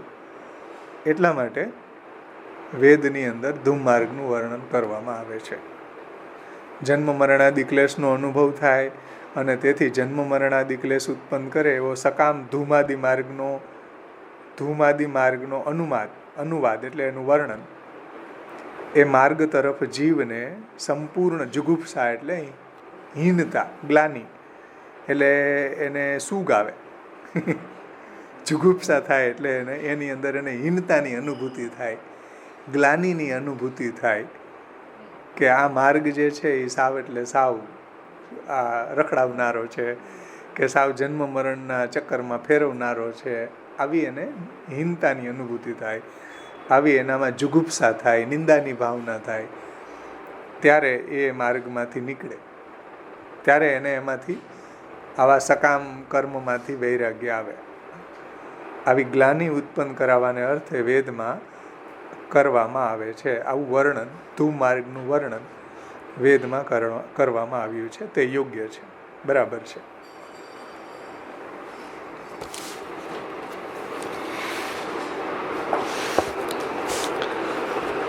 પછી એને એક દૃષ્ટાંત આપીને સમજાવે છે કે ભાઈ કયા દૃષ્ટિકોણથી ધૂમ માર્ગનું વર્ણન વેદમાં કરેલું છે. તો તો તમને એક દૃષ્ટાંત આપીને સમજાવે છે. જુઓ કે જેમ વેદની અંદર એક વાક્ય આવે કે ધન્વન્નીવ પ્રપાસી, ઋગ્વેદની અંદર આવું વાક્ય આવે છે કે ધન્વન્નીવ પ્રપાસી, તું મરુત દેશની પ્રપા છે. મરુત દેશ જે છે રણ, એની તું પ્રપા એટલે પરબ, પાણીનું પરબ હોય, જોયું ને ભાઈ. એક્ઝામ્પલ આપ્યું કે ભાઈ ધન્વન્નીવ પ્રપાસી, ઋગ્વેદ કહ્યું કે હે અગ્નિ, તું જલ વિનાના દેશમાં જલથી પૂર્ણ પ્રપા એટલે પરબ, જલાશય જેવો છે. એટલે અગ્નિની પ્રશંસા કરવા માટે આવું એક વાક્ય ઋગ્વેદમાં આપ્યું છે કે તું જલ વિનાના, જે મરુ દેશ છે, જે રણનો દેશ છે, જલ વિનાનો દેશ, એમાં કોઈ આપણને પરબ મળે તો કેવી શાંતિ થાય ને. એમાં કોઈ પ્રપા મળે આપણને તો એકદમ ત્યાં આપણે જલ લઈએ અને શાંતિ થાય એમ. એવી એટલે એની કિંમત, એની ઉત્કૃષ્ટતા એટલી છે કે જલ વિનાના દેશમાં જલથી પૂર્ણ પ્રપા એટલે પરબ જેવું છે હે અગ્નિ. એટલે અગ્નિની પ્રશંસા કરવા માટે આવું વર્ણન કરવામાં આવે છે ઋગ્વેદમાં. જેમ આપણે કોઈને કહીએ ને કે ભાઈ અમે તો ચાતકની જેમ રાહ જોતા હતા, તો ચાતકની જેમ રાહ જોતા હતા એટલે શું? કોઈ વ્યક્તિની પ્રશંસા કરવી હોય તો આપણે એમ કહીએ ને કે જો ખેડૂત લોકો ચાતકની જેમ વરસાદની રાહ જુએ. તો એક એની મહાત્મ્ય સમજાવવા માટે, અગ્નિની મહાત્મ્યનું વર્ણન કરવા માટે એમ કહ્યું છે કે હે અગ્નિ, તું તો રણની અંદર કોઈ પરબ જેવી છે. રણ પ્રદેશમાં તું કોઈને પરબ મળી જાય એવી તું છે, એવી હે અગ્નિ તું એવી છે. તો અગ્નિની પ્રશંસા કરવા માટે આવું વાક્ય ઋગ્વેદમાં કહ્યું છે. ધન્વન્નીવ પ્રપાસી ઇત્યાદિ વાક્યમાં લોક સિદ્ધ અર્થનો નિર્જલ મરુસ્થલીની પરબનો પણ અનુવાદ અગ્નિની સિદ્ધિને અર્થે કરવામાં આવ્યો છે ને. નિર્જલ મરુ એટલે રણ, મરુસ્થલીની પરબનો પણ અનુવાદ અગ્નિની પ્રશંસા માટે કરવામાં આવ્યો છે.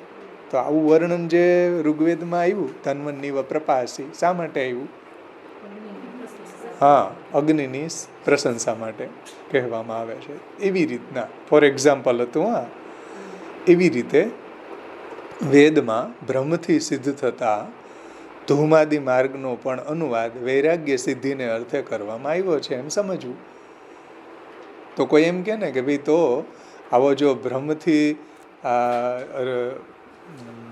ધૂમ માર્ગ જે છે એ ફરી પાછો જન્મ મરણના ચક્રમાં ફરાવનારો છે અને ભ્રમથી કોઈ એને સારો માની લે છે, સત્ય માની લે છે, તો પછી વેદમાં એનું વર્ણન શા માટે કર્યું? આ પ્રશ્ન ઊભો થાય ને. તો વેદમાં વર્ણન એટલા માટે કર્યું કે જેવી રીતના ધન્વન્નીવ પ્રપાસી, જેવી રીતના અગ્નિની પ્રશંસા કરવા માટે મરુદેશની અંદર કોઈ પરબ મળી જાય એવું એક વાક્ય ઋગ્વેદમાં બતાવ્યું છે. એવી જ રીતના આ ધૂમાદિ માર્ગનું પણ વર્ણન વૈરાગ્યની સિદ્ધિને માટે કરવામાં આવ્યું છે. સમજણ? એવી જ રીતના ધૂમાદિ માર્ગનો પણ અનુવાદ વૈરાગ્યની સિદ્ધિને અર્થે વેદમાં કરવામાં આવ્યો છે એમ સમજવું. ધૂમાદિ માર્ગના કર્મો તથા એના હીન ફલને માટે તૃષ્ણા દૂર થાય. સમજો, ધૂમાદિ માર્ગના કર્મો અને તેના હીન ફલને માટે તૃષ્ણા દૂર થાય. એટલે જે સાધક છે એની જે કામના છે, જે તૃષ્ણા છે આવા ફલ મેળવવાની, સ્વર્ગ વગેરે કે પિતૃલોક વગેરે કે પશુપુત્રાદિ ધન વગેરે, આવી તૃષ્ણા દૂર થાય અને જીવો કોઈ પણ રીતે પંચાત્મક નિત્ય યજ્ઞના કર્મમાં પ્રવૃત્ત થાય. યજ્ઞિહોત્ર, દર્શ પૂર્ણમાસ, ચાતુર્માસ, પશુ અને સોમ એ નિત્ય યજ્ઞો બ્રહ્મ જ્ઞાન સાથે કરવામાં પ્રવૃત્તિ થાય અને તેનું ઉત્કૃષ્ટ ફલ પ્રાપ્ત થાય. ઉત્કૃષ્ટ ફલ એટલે કે ક્રમ મુક્તિ, અર્ચિરાદિ માર્ગ દ્વારા ક્રમ મુક્તિ એવું પ્રાપ્ત કરે. એવા ઉદ્દેશથી એ નિંદિત, હીન, નિકૃષ્ટ ધૂમ માર્ગનું પ્રતિપાદન વેદમાં કરેલું છે. પરંતુ ધૂમ માર્ગ ઉપર જવા માટે કરેલું નથી. ધૂમમાર્ગનું પ્રતિપાદન ધૂમમાર્ગ ઉપર જવા માટે નહીં, પરંતુ ધૂમમાર્ગનું પ્રતિપાદન એને આવા સકામ કર્મમાંથી વૈરાગ્ય થાય અને નિષ્કામ કર્મ તરફ વળે અને શાશ્વત ફલ એને પ્રાપ્ત થાય, એટલા માટે ધૂમમાર્ગનું વર્ણન વેદમાં કરેલું છે. અને પંચાત્મક નિત્ય યજ્ઞમાં બ્રહ્મજ્ઞાન સાથે એની પ્રવૃત્તિ થાય, એટલા માટે ઉત્કૃષ્ટ ફલ પ્રાપ્ત કરે એવા ઉદ્દેશથી નિંદિત માર્ગ ધૂમમાર્ગનું પ્રતિપાદન વેદમાં કર્યું છે. હવે એમાં ફૂટનોટમાં થોડું એને વિશેષ સમજાવ્યું છે. આપણે જુઓ સ્ટાર, એને નીચે જુઓ સ્ટાર જે આપ્યો ને, એને સમજાવ્યું છે કે ભાઈ અધિકાર વિધિયુક્ત ફલ, એટલે અધિકાર વિધિયુક્ત ફલ, તેના સૌ લોકો ન સંપૂરે ન સંપૂર્યતે તસ્માત જુગુપ્સેત એ ધૂમાદિ માર્ગના તથા તૃતીય સ્થાનના જીવોથી આ લોક ન પૂરાઈ જાય, તેથી જીવને આ માર્ગથી ગ્લાનિ થવી જોઈએ. હા, જો ધૂમાદિ માર્ગના તથા તૃતીય સ્થાનના જીવોથી, એટલે જે ધૂમ માર્ગ ઉપર જવાવાળા જીવો અને પાછા ફરીથી આ તૃતીય માર્ગની અંદર આવનારા જીવો, એનાથી આ લોક પૂરાઈ ન જાય, એટલે આ લોક ભરાઈ ન જાય, એવા તેથી જીવને આ માર્ગથી ગ્લાનિ થવી જોઈએ, તો એમાંથી નીકળે ને, નહીંતર તો બધા આ માર્ગમાં ઢગલો થાય. એટલે જે આ પેજ ઉપર લાસ્ટમાં જે પંક્તિ આવી હતી ને, એ થોડી કન્ફ્યુઝન વાળી હતી. જો કે આવા ક્ષુદ્ર જંતુઓથી સંપૂરિત થાય નહીં અને સૃષ્ટિ ઉત્તરોત્તર થતી ચાલી જાય છે ને. પેજ નંબર 44માં લાસ્ટ પંક્તિ ફૂટનોટમાં નીચે, એ અહીંથી લાગશે કે આ લોકમાં વૈરાગ્ય પામીને આવા ક્ષુદ્ર જંતુથી સંપૂરિત થાય નહીં અને સૃષ્ટિ ઉત્તરોત્તર થતી ચાલી જાય છે ને. તો એ અહીંથી સમજાશે.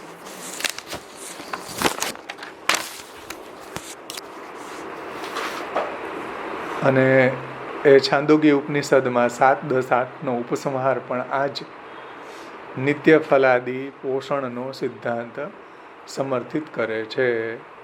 એટલે છાંદોગ્ય ઉપનિષદ જે છે એના ઉપસંહારમાં જે નિત્ય ફલ જે માર્ગ દ્વારા પ્રાપ્ત થાય છે, એ માર્ગ કયો? અર્ચિન માર્ગ. એ અર્ચિન માર્ગનું જ નિત્ય ફલાદિ પોષણનો સિદ્ધાંત સમર્થિત કર્યો છે છાંદોગ્ય ઉપનિષદમાં પણ. સમજાણું? એવા ઉદ્દેશથી અહીંયા અને નિંદિત ધૂમ માર્ગનું પ્રતિપાદન વેદમાં કર્યું છે. હવે નિંદિત, આને બહુ સુંદર રીતે સમજાયું છે. જુઓ, નિંદિતની ફૂટનોટ જુઓ નીચે.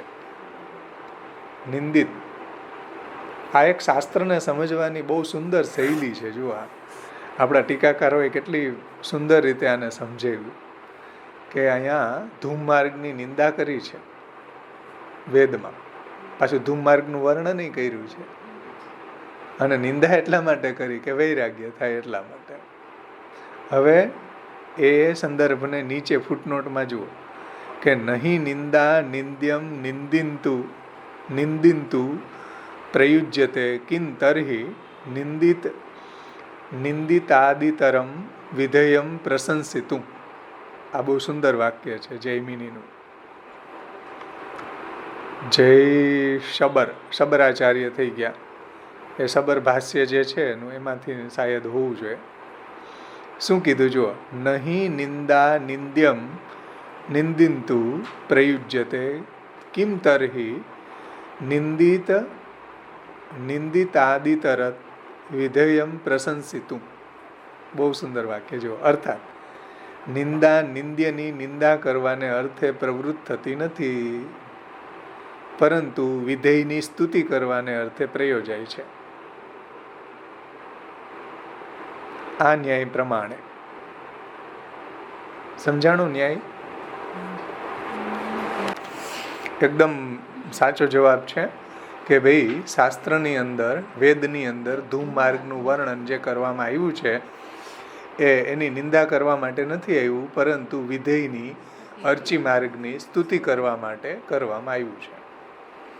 એટલે આ બહુ સુંદર વિવેક છે શાસ્ત્રની અંદર. આ વાક્ય જે છે કે નહીં નિંદા નિંદ્યમ નિંદિંતુ પ્રયુજ્યતે કિમ તર્હિ નિંદિત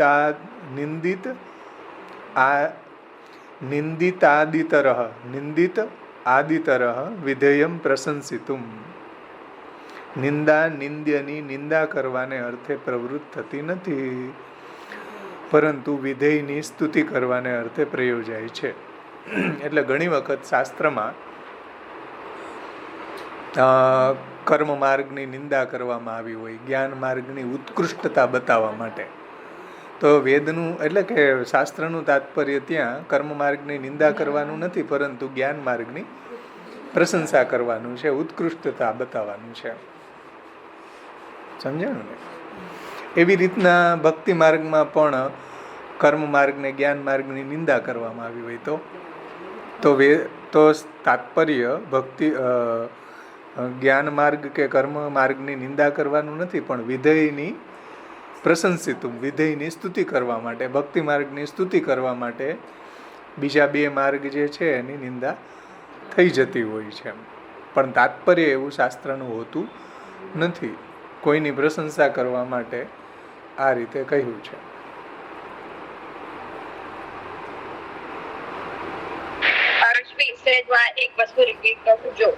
અર્ચી માર્ગની પ્રશંસા કરવા માટે ધૂમ માર્ગની નિંદા કરી છે.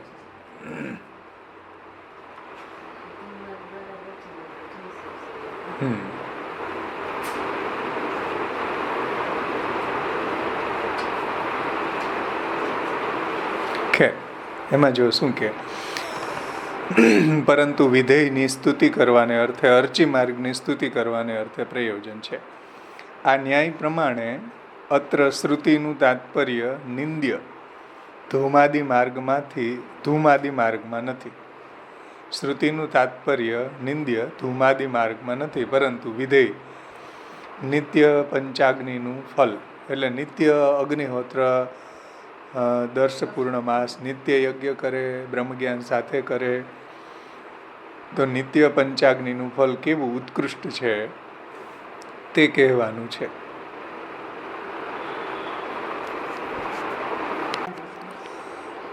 પંચાગ્નિના ઉપાસકોને પંચાગ્નિનું કેવું ઉત્કૃષ્ટ ફલ સિદ્ધ થાય છે તે જણાવવાને શ્રુતિએ નિંદ્ય ધૂમાદિ માર્ગનો અનુવાદ કર્યો છે.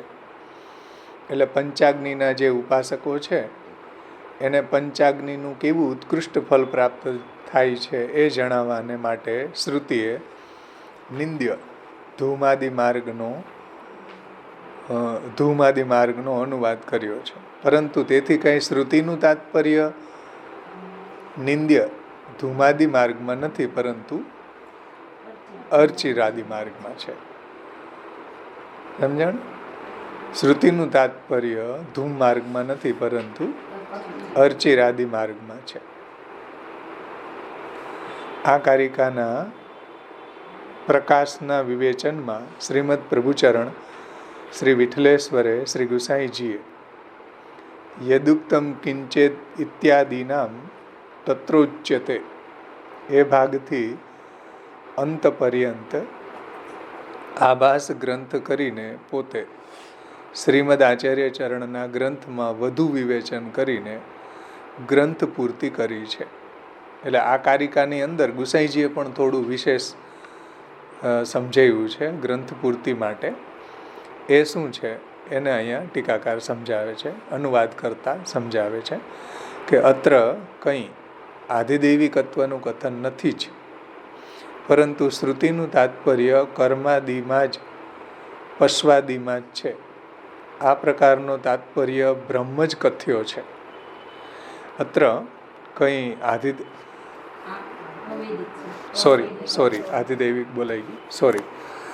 અત્ર કંઈ અવૈદિકત્વનું કથન નથી. એટલે અહીંયા જે આ ધૂમાદિ માર્ગ જે બતાવી રહ્યા છે એ કોઈ અવૈદિક નથી. સમજો, અવૈદિકત્વનું કથન નથી જો, કેમ કે વેદ ખુદ સકામ યજ્ઞની વાત કરે છે. પ્રરોચનાર્થ બાલાનુશાસન ન્યાયથી, તો એ કાંઈ અવૈદિકત્વનું કથન નથી છે. પરંતુ શ્રુતિનું તાત્પર્ય કર્માદિમાં જ પશ્વાદિમાં જ છે, એ પ્રકારનું જે લોકોની સમજ છે. શ્રુતિનું તાત્પર્ય કર્મ કરવામાં, પશુપુત્રાદિ ધનની પ્રાપ્તિ કરવામાં કે સ્વર્ગલોકની પ્રાપ્તિ કરવામાં, આ પ્રકારનું તાત્પર્ય જે લોકોને સમજમાં આવે છે વેદમાંથી, એ એનો ભ્રમ જ છે, ભ્રમ જ કથ્યો છે, એની ભ્રાંતિ છે ભાઈ. શ્રુતિનું તાત્પર્ય અર્ચી માર્ગમાં છે, નિષ્કામ યજ્ઞમાં છે. બ્રહ્મજ્ઞાન સાથે નિષ્કામ યજ્ઞ દ્વારા, અર્ચી માર્ગ દ્વારા ક્રમ મુક્તિ પ્રાપ્ત કરે, એમાં શ્રુતિનું તાત્પર્ય છે. ધૂમાદિ માર્ગ બ્રહ્મ પ્રતિપન્ન છે. એટલે ધૂમ માર્ગ જે છે એ બ્રહ્મના કારણે લોકો એને ગલત જે વાત છે એને પણ એ સાચી માની બેઠા છે. એ તો વેદવાદરતા ઇત્યાદિ શ્રીમદ ભગવદ્ ગીતાજીના વાક્યોમાં એ માર્ગની નિંદા કરી છે. વેદવાદરતા છે બીજા અધ્યાયનો આ શ્લોક છે, 43મો શાયદ. આ જે શ્લોક છે ને બીજા અધ્યાયનો 42મો શ્લોક છે. વેદવાદરતા પાર્થ નાન્યદસ્તિ વાદિનઃ યામિમા પુષ્પિતામ વાચમ પ્રવદિત વિપશ્ચિત. આ 42મો શ્લોક છે બીજા અધ્યાય. એમાં ભગવાન એમ કહે છે કે હે પાર્થ, વેદવાદમાં રતિવાળા, અન્ય કાંઈ નથી એમ કહેનારા, કામનાવાળા છે ને, સ્વર્ગને એ શ્રેષ્ઠ ફળ જાણનારા અવિદ્વાનો. ભગવાન શું કહે છે જો આના માટે, કે જે કામનાવાળા, સકામ યજ્ઞ કરવાવાળા, સ્વર્ગની કામનાથી યજ્ઞ કરનારા, એ અવિદ્વાનો એટલે બ્રહ્મજ્ઞાન રહી. સમજો, ભગવાને એ જ વાત કરી છે. ભોગ અને ઐશ્વર્યની પ્રાપ્તિને માટે અમુક ક્રિયાઓથી ભરપૂર જન્મ અને કર્મ ફળ આપનારી આ જે પુષ્પિત વાણી વેદ છે ને, જન્મ અને કર્મ ફળ આપનારી આ જે પુષ્પિત વાણી, તેનાથી હરાયેલા ચિત્તવાળા, ભોગ અને ઐશ્વર્યમાં આસક્ત રહેલાની સમાધિમાં નિશ્ચયાત્મક બુદ્ધિ થતી નથી. આવા લોકોની નિશ્ચયાત્મક સમાધિમાં બુદ્ધિ થતી નથી, એને કોઈ શ્રેષ્ઠ ફળ મળતું નથી. આવું ભગવાને ભગવદ્ ગીતાના બીજા અધ્યાયનો 42 અને 43મા શ્લોકમાં કહ્યું છે. એટલે આ ધૂમાદિ માર્ગ બ્રહ્મ પ્રતિપન્ન છે, આ વાત ભગવાને પણ વેદવાદરતા બીજા અધ્યાયનો 43-43મા શ્લોકમાં આ માર્ગની નિંદા ભગવાને પણ કરી છે. તેથી સિદ્ધ થાય છે જ કે નહીં નિંદા નિંદ્યમ નિંદિતુમ પ્રયુજ્યતે કિમ તર્હિ વિધેયમ પ્રશંસિતું. આમ હોઈને સર્વથા સન્માર્ગથી વિમુખ હોય એવા, એટલા માટે જે સર્વથા સન્માર્ગથી વિમુખ હોય, વેદથી વિમુખ હોય એવા જે લોકો છે, એને અતિ રાગી જીવોની, કોઈ પણ પ્રકારે અતિ સંસારમાં રાગવાળા, સંસારમાં આસક્તિવાળા જીવો છે, એ સન્માર્ગથી વિમુખ હોય, વેદમાં એને કોઈ રુચિ ન હોય એવા જે છે, સંસારમાં અતિ રાગવાળા જીવો છે, એને કોઈ પણ પ્રકારે સન્માર્ગ તરફ પ્રવૃત્તિ કરાવવાને અર્થે જ તે ધૂમાદિ માર્ગનું પંચાગ્નિ વિદ્યામાં નિરૂપણ કર્યું છે. આ જે ધૂમ માર્ગ છે એનું પંચાગ્નિ વિદ્યામાં નિરૂપણ કર્યું છે. શા માટે? જે અતિ સંસારમાં રાગી જીવ હોય એ લોકોની વૈદિક માર્ગમાં, સન્માર્ગ એટલે વેદ માર્ગમાં એની થોડી પ્રવૃત્તિ થાય, એટલા માટે આવા ધૂમ માર્ગનું વર્ણન, આવા સકામ યજ્ઞોનું વર્ણન, આવા સ્વર્ગાદિ ફલો કે પશુપુત્રાદિ ધનની પ્રાપ્તિનું વર્ણન વેદમાં કરવામાં આવ્યું છે. સન્માર્ગ તરફ એને પ્રવૃત્તિ કરાવવાને અર્થે જ ધૂમાદિ માર્ગનું પંચાગ્નિ વિદ્યામાં નિરૂપણ કર્યું છે. આ પંચાગ્નિ વિદ્યા આપણે છેલ્લે જોશું. પંચાગ્નિ વિદ્યા છે શાસ્ત્રમાં વર્ણવવામાં આવી છે.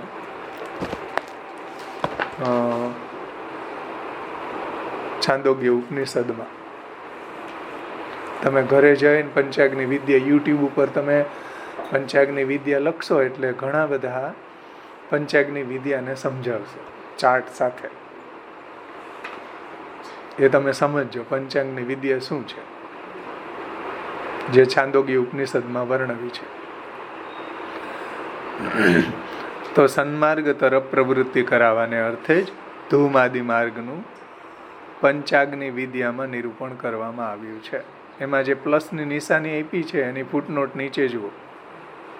અનેક પ્રકારના સકામ વિકૃતિ યાગનું તથા એના ફલનું નિરૂપણ જે વેદમાં કર્યું છે કે અનેક પ્રકારના સકામ યજ્ઞ, સ્વર્ગ કામો યજે, પશુપુત્રાદિ ધનની કામના હોય તો આ યજ્ઞ કરો વગેરે સકામ યજ્ઞનું અને એના ફલનું નિરૂપણ જે વેદમાં કર્યું છે તે અતિ રાગી જીવોને પ્રપંચાત્મક નિત્યકર્મ યુક્ત સન્માર્ગમાં પંચાત્મક, મારાથી પ્રપંચાત્મક બોલાઈ ગયું, પંચાત્મક નિત્ય કર્મ એટલે પંચાત્મક એટલે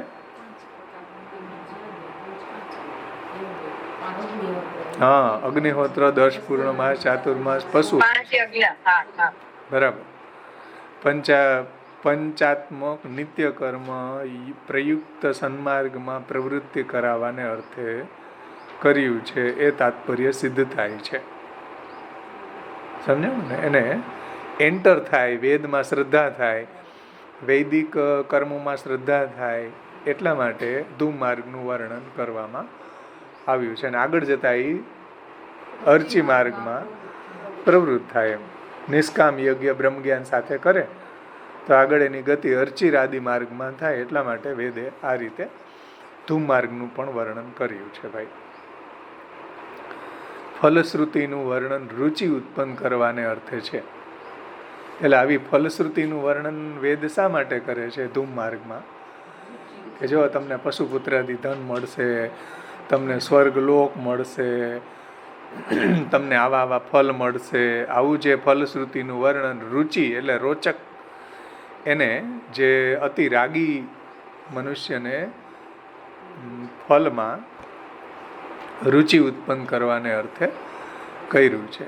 જેમ કે ઔષધ ભોજ્ય તરફ રુચિ ઉત્પન્ન કરાવવાને ઔષધિની સ્તુતિ કરવામાં આવે છે. એટલે ઔષધ ભેષજ્ય, ભેષજ્ય એટલે ઔષધો, બે પર્યાયવાચી શબ્દો છે.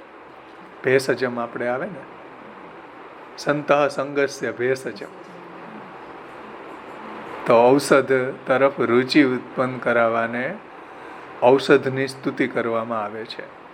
એટલે કોઈને ઔષધમાં રુચિ થાય એટલે આપણે ઔષધની સ્તુતિ કરીએ ને કે જો આ ઔષધ પી લેશો તો તમને B12 મળી જશે, તમને જે આ પગ દુખે ને, કમર દુખે ને, એ મળી જશે, એ તમારું મટી જશે.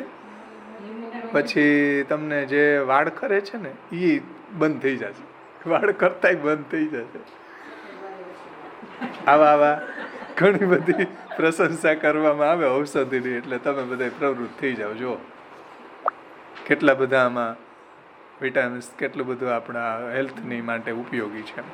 તો ફલશ્રુતિનું વર્ણન રુચિ ઉત્પન્ન કરવાને અર્થે છે. જેમ કે ઔષધ તરફ રુચિ ઉત્પન્ન કરાવવાને ઔષધની સ્તુતિ કરવામાં આવે છે.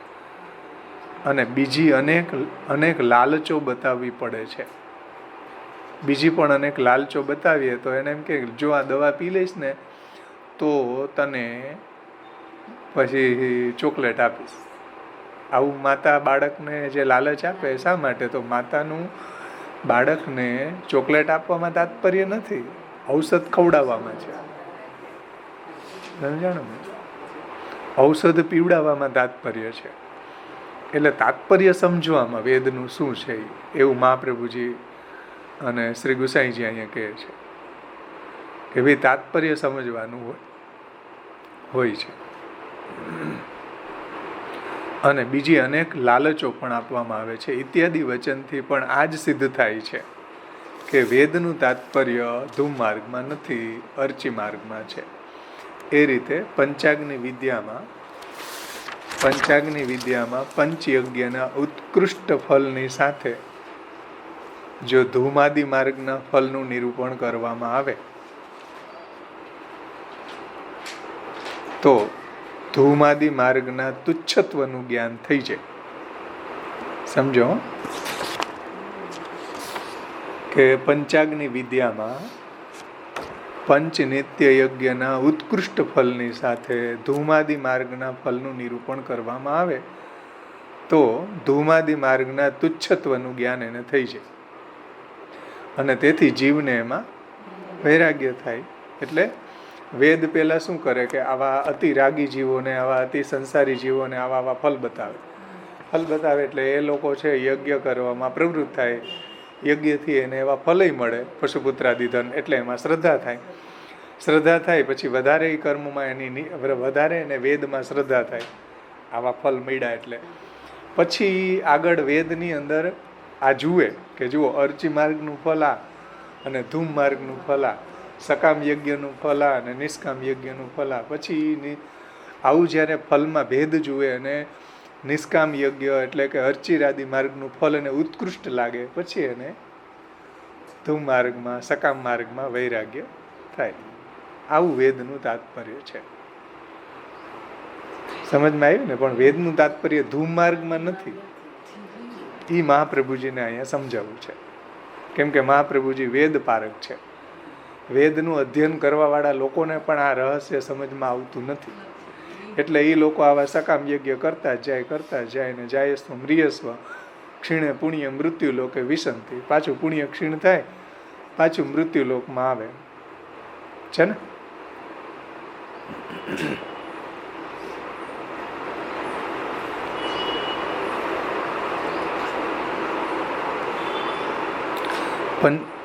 પંચાત્મક નિત્ય કર્મના સન્માર્ગમાં એની પ્રવૃત્તિ થાય. પંચાત્મક એટલે પંચયજ્ઞો એ નિત્ય કર્મના સન્માર્ગમાં એની પ્રવૃત્તિ થાય અને તેથી જ એ ધૂમાદિ માર્ગનું નિરૂપણ પણ અર્ચિરાદિ માર્ગ સાથે કર્યું છે. અને એટલા માટે જ ધૂમ માર્ગ અને અર્ચિરાદિ માર્ગનું નિરૂપણ પણ સાથે કર્યું છે કે જેથી એને ફલમાં ભેદ સમજમાં આવે અને ધૂમ માર્ગમાં વૈરાગ્ય થાય. એ રીતે દ્વિતીય અને તૃતીય માર્ગનું નિરૂપણ સાર્થક છે. એટલા માટે જ આવા જે ધૂમ માર્ગ અને જાયસ્વ મ્રિયસ્વનો તૃતીય માર્ગનું વર્ણન કર્યું છે એ બરાબર છે. અહીંયા આ શ્લોક સંપન્ન થાય છે. આમાં કોઈને કંઈ પ્રશ્ન છે? બોલો. આપણે થોડી નહીંતર પંચાગ્નિ વિદ્યા આપણે જોઈએ. આ ઉપર લખો પંચાગ્નિ વિદ્યા, છાંદોગ્ય ઉપનિષદ. એક મિનિટ. છાંદોગ્ય ઉપનિષદના 5મો અધ્યાય, એમાં આ રીતના પંચાગ્નિ વિદ્યાનું નિરૂપણ કર્યું છે. તો પંચાગ્નિ પંચાગ્નિ કરીએ ને ભાઈ. પેલા ઉપર હેડિંગમાં લખો પંચાગ્નિ વિદ્યા, પછી એમાં છે ને તમે 8 ખાના પાડવાના. તમે ખાના એટલે સમજવા માટે, ખાના ન પાડો તોય વાંધો નહીં. હા બસ એમ આડા 8. એમાં પહેલું છે ને એ આહવની અગ્નિ.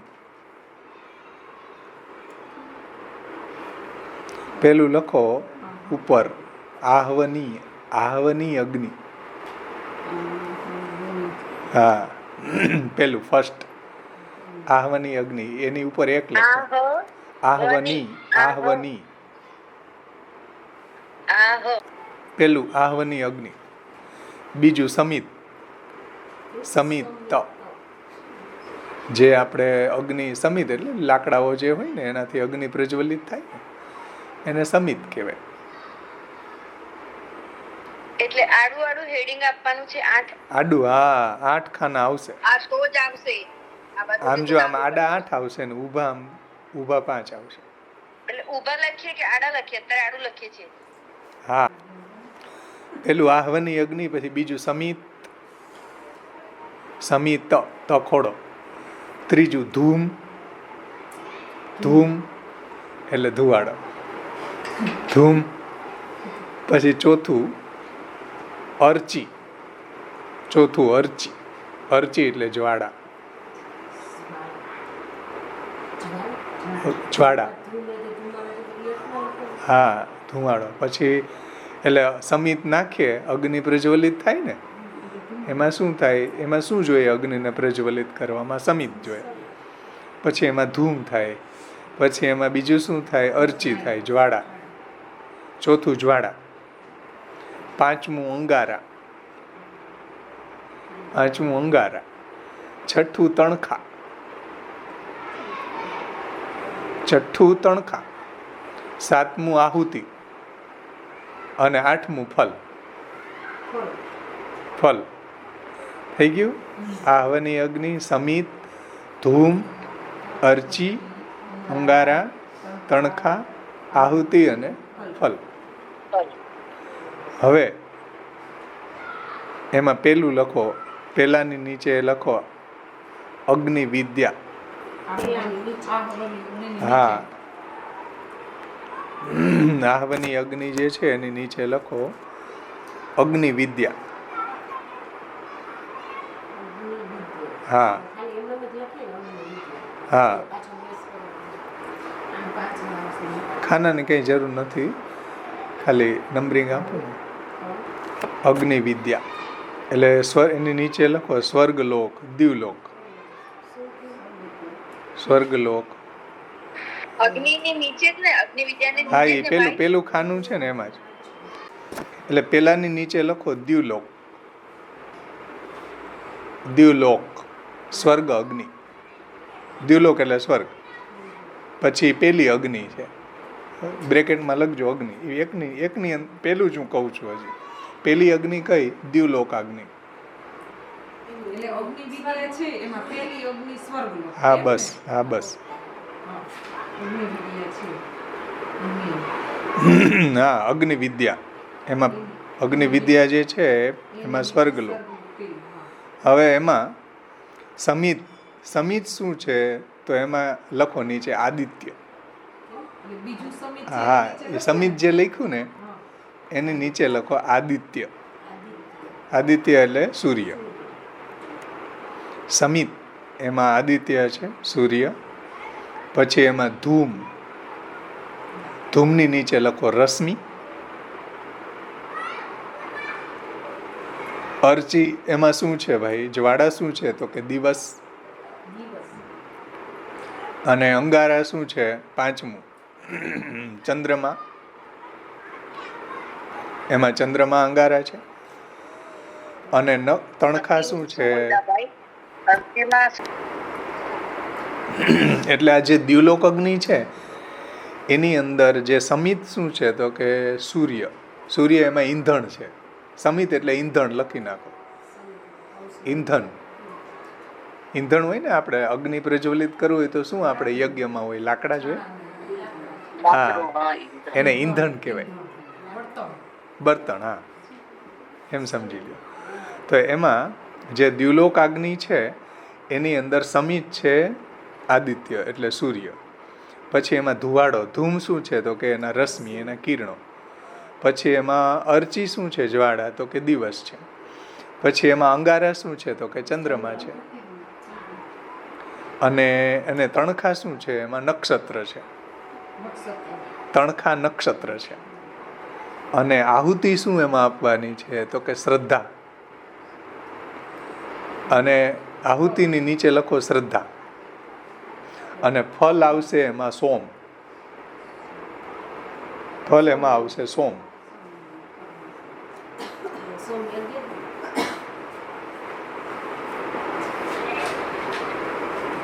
અગ્નિનું બોલો ને ભાઈ ફરીથી. એટલે સોમ એટલે ચંદ્રમા. એટલે આત્મા જે છે એ પેલા એ સ્વર્ગલોકમાં જાય એમ. ચંદ્રમા એટલે સોમ જે કહ્યું ને. હા, એટલે લાસ્ટમાં ફલમાં શું લખ્યું? સોમ. એટલે આત્મા જે છે એ પેલા સ્વર્ગલોકમાં જાય છે. હવે બીજી અગ્નિ લખો પર્જન્ય. પર્જન્ય અગ્નિ. પર્જન્યાગ્નિ બીજા. સ્વર્ગલોકની નીચે ને બીજી આ પેલું ક્યાં આપણે પેલું શું લખ્યું હતું? હા, પેલું લખ્યું હતું ને આહવની અગ્નિની. પેલીની નીચે શું લખ્યું તમે? હા, એ પેલું લખ્યું ને જે અગ્નિ વિદ્યા. ચલો, બીજી વિદ્યા છે પર્જન્ય. પર્જન્યનો અર્થ વરસાદ થાય, વર્ષા. એટલે પર્જન્ય અગ્નિ બીજી વિદ્યા છે પર્જન્ય અગ્નિ. એમાં સમિત શું આવશે? પવન. એમાં સમિત શું આવશે? પવન આવશે. પછી ધૂમ શું આવશે? એમાં ધૂમ એમાં આવશે અભ્ર. અભ્ર એટલે વાદળા થાય. પછી શું, કયા નંબર છે? 4 નંબર. 4 નંબર શું છે? હા, એમાં અર્ચી શું આવશે? વિદ્યુત. અર્ચી એમાં આવશે વિદ્યુત. વિદ્યુત એટલે વીજળી. બરાબર. હોશિયાર થઈ ગયા હો. પછી અંગારા એમાં આવશે મેઘધનુષ. અંગારાની નીચે લખો મેઘધનુષ. પછી શું, કયા નંબર છે? હા, તણખા શું એમાં આવશે?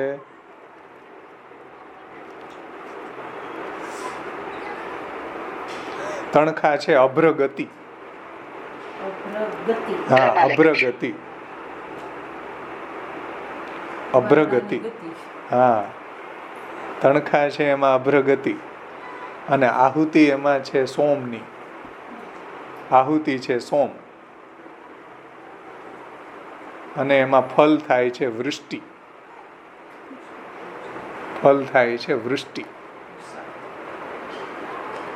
સમજાણું?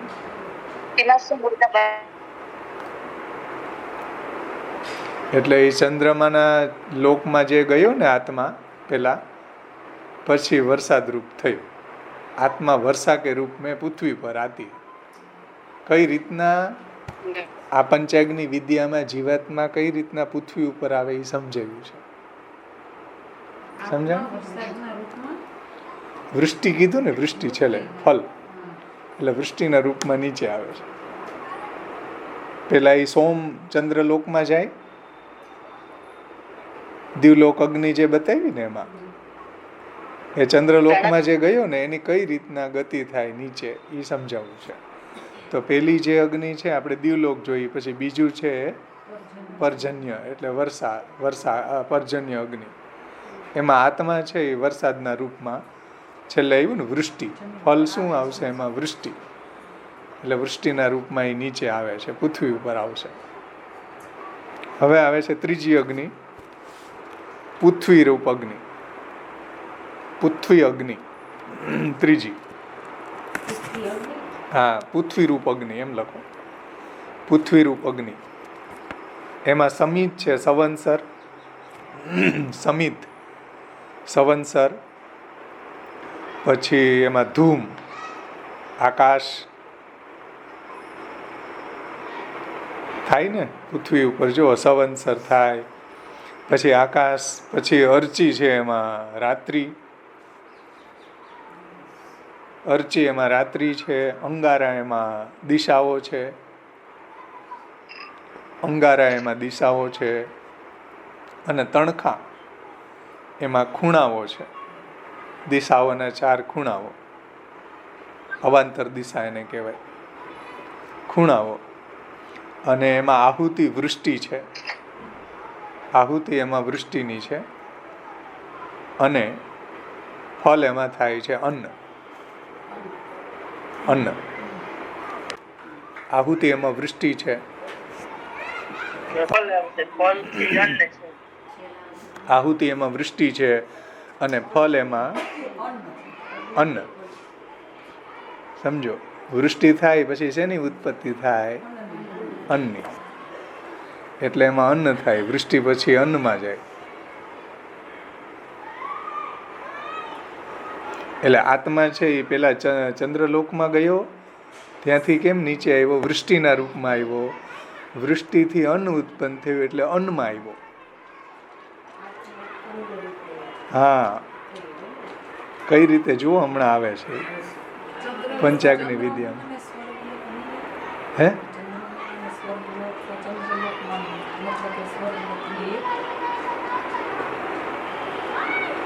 ના એટલે ઘણી દિવલોક છે ને એ અગ્નિ છે એમાં. ચલો હવે આપણે ફરીથી ત્રીજી અગ્નિ જે છે પૃથ્વીરૂપ અગ્નિ, એમાં સમિત સંવત્સર, ધૂમ આકાશ, પછી અર્ચી રાત્રિ, અંગારા દિશાઓ, તણખા ખૂણાઓ, આહુતિ વૃષ્ટિની, અને વૃષ્ટિથી શું ઉત્પન્ન થાય? ફલ, અન્ન થાય. એટલે વર્ષાના રૂપમાં પૃથ્વી ઉપર આવ્યો, પૃથ્વી ઉપરથી પછી અન્નના રૂપમાં પરિવર્તિત થયો. આત્મા છે એ અન્નના રૂપમાં પરિવર્તિત થયો. હવે ચોથી અગ્નિ જુઓ, પુરુષ રૂપ અગ્નિ. ચોથી અગ્નિ છે એ પુરુષ રૂપ અગ્નિ. પહેલું જે છે ને એની નીચે લખો, પહેલું જે આપણે જોયું ને, પહેલું 1, હા, એની નીચે લખો પુરુષ રૂપ અગ્નિ, પુરુષાગ્નિ. પછી એમાં સમિત, વાક, વાક, વાક એટલે વાણી,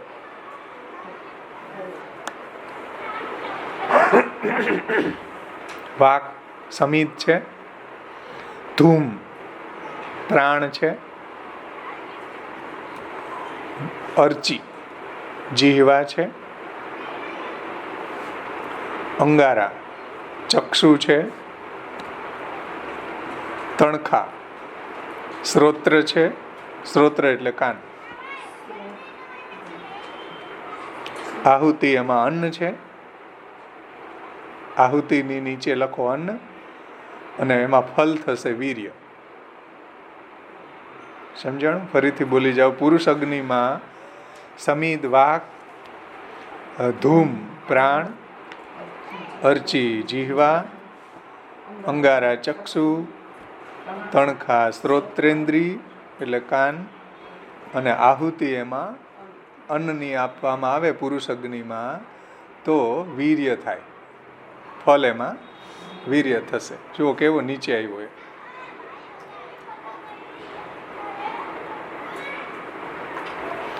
પુરુષના શરીરમાં એ પ્રવેશ કરે છે.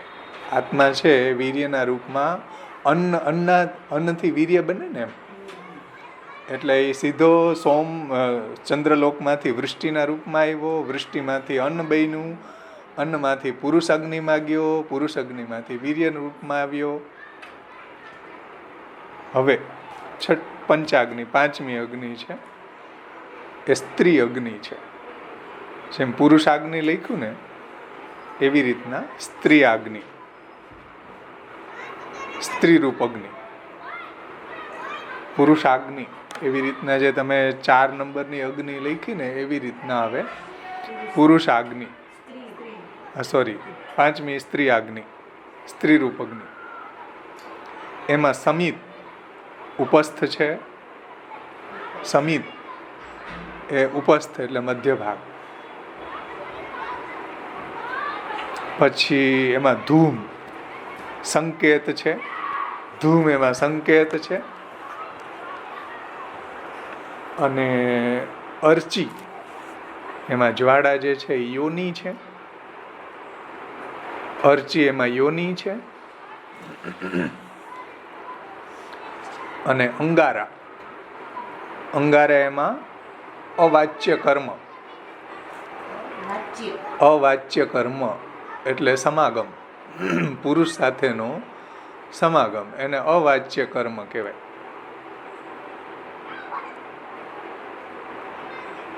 અવાચ્ય કર્મ એટલે સમાગમ. અને તણખા એમાં આનંદ છે. તણખા એમાં આનંદ છે.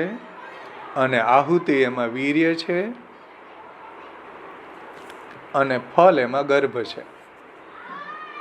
આવ્યો ને સીધો એ ચંદ્રલોકમાંથી ગર્ભમાં પહોંચી ગયો. ફરીથી બોલી જાઓ. સ્ત્રી અગ્નિ રૂપ, સ્ત્રી રૂપ અગ્નિ જે છે, સ્ત્રી રૂપ અગ્નિમાં સમિત ઉપસ્થ છે, એનો મધ્ય ભાગ છે. ધૂમ એમાં સંકેત છે. અર્ચી એમાં યોની છે. અંગારા એમાં અવાચ્ય કર્મ એટલે સમાગમ છે પુરુષનો. પછી એમાં તણખા આનંદ છે. એમાં આહુતિ વીર્ય છે. અને વીર્યથી એમાં ફલ શું થશે? એટલે પુરુષ જે ગર્ભાધાન કરે છે ને એ પણ વેદ એમ કહે છે કે આહુતિ છે.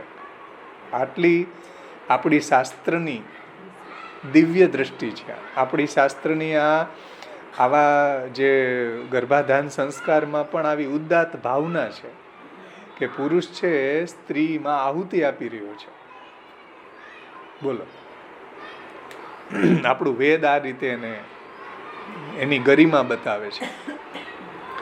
અને પછી ગર્ભમાં આવે છે, ફલ એમાં ગર્ભ.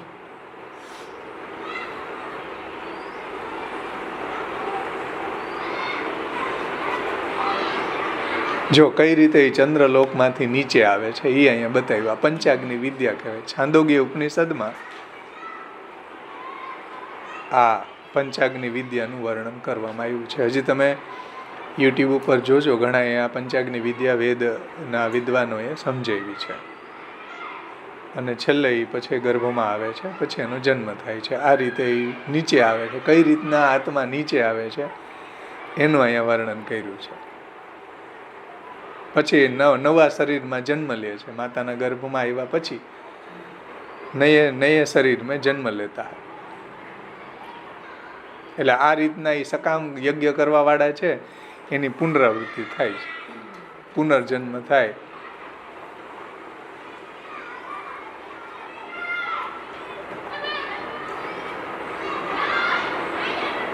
અને આવું જ્યારે એ જાણે આ પંચાગ્નિ વિદ્યાને, ત્યારે એને વૈરાગ્ય આવે અને ત્યારે એ અર્ચી માર્ગમાં એની પ્રવૃત્તિ થાય. સમજ્યા કે આવા ખંડાવાનું આવી રીતના પુનર્જન્મ થાય એના કરતાં જે નિત્ય સુખ છે અર્ચી માર્ગમાં, એ શાશ્વત જે મોક્ષની પ્રાપ્તિ છે એમાં જ જવું જોઈએ ને. આવો અર્ચી માર્ગમાં કોણ જાય?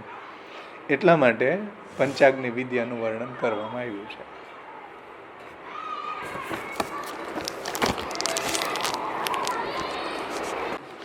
કે આ રીતે પંચાગ્નિ વિદ્યામાં, જે પંચાગ્નિ વિદ્યા છે એની અંદર પંચ નિત્ય યજ્ઞના ઉત્કૃષ્ટ ફલની સાથે સાથે ધૂમ માર્ગના ફલનું પણ નિરૂપણ કરવામાં આવ્યું છે.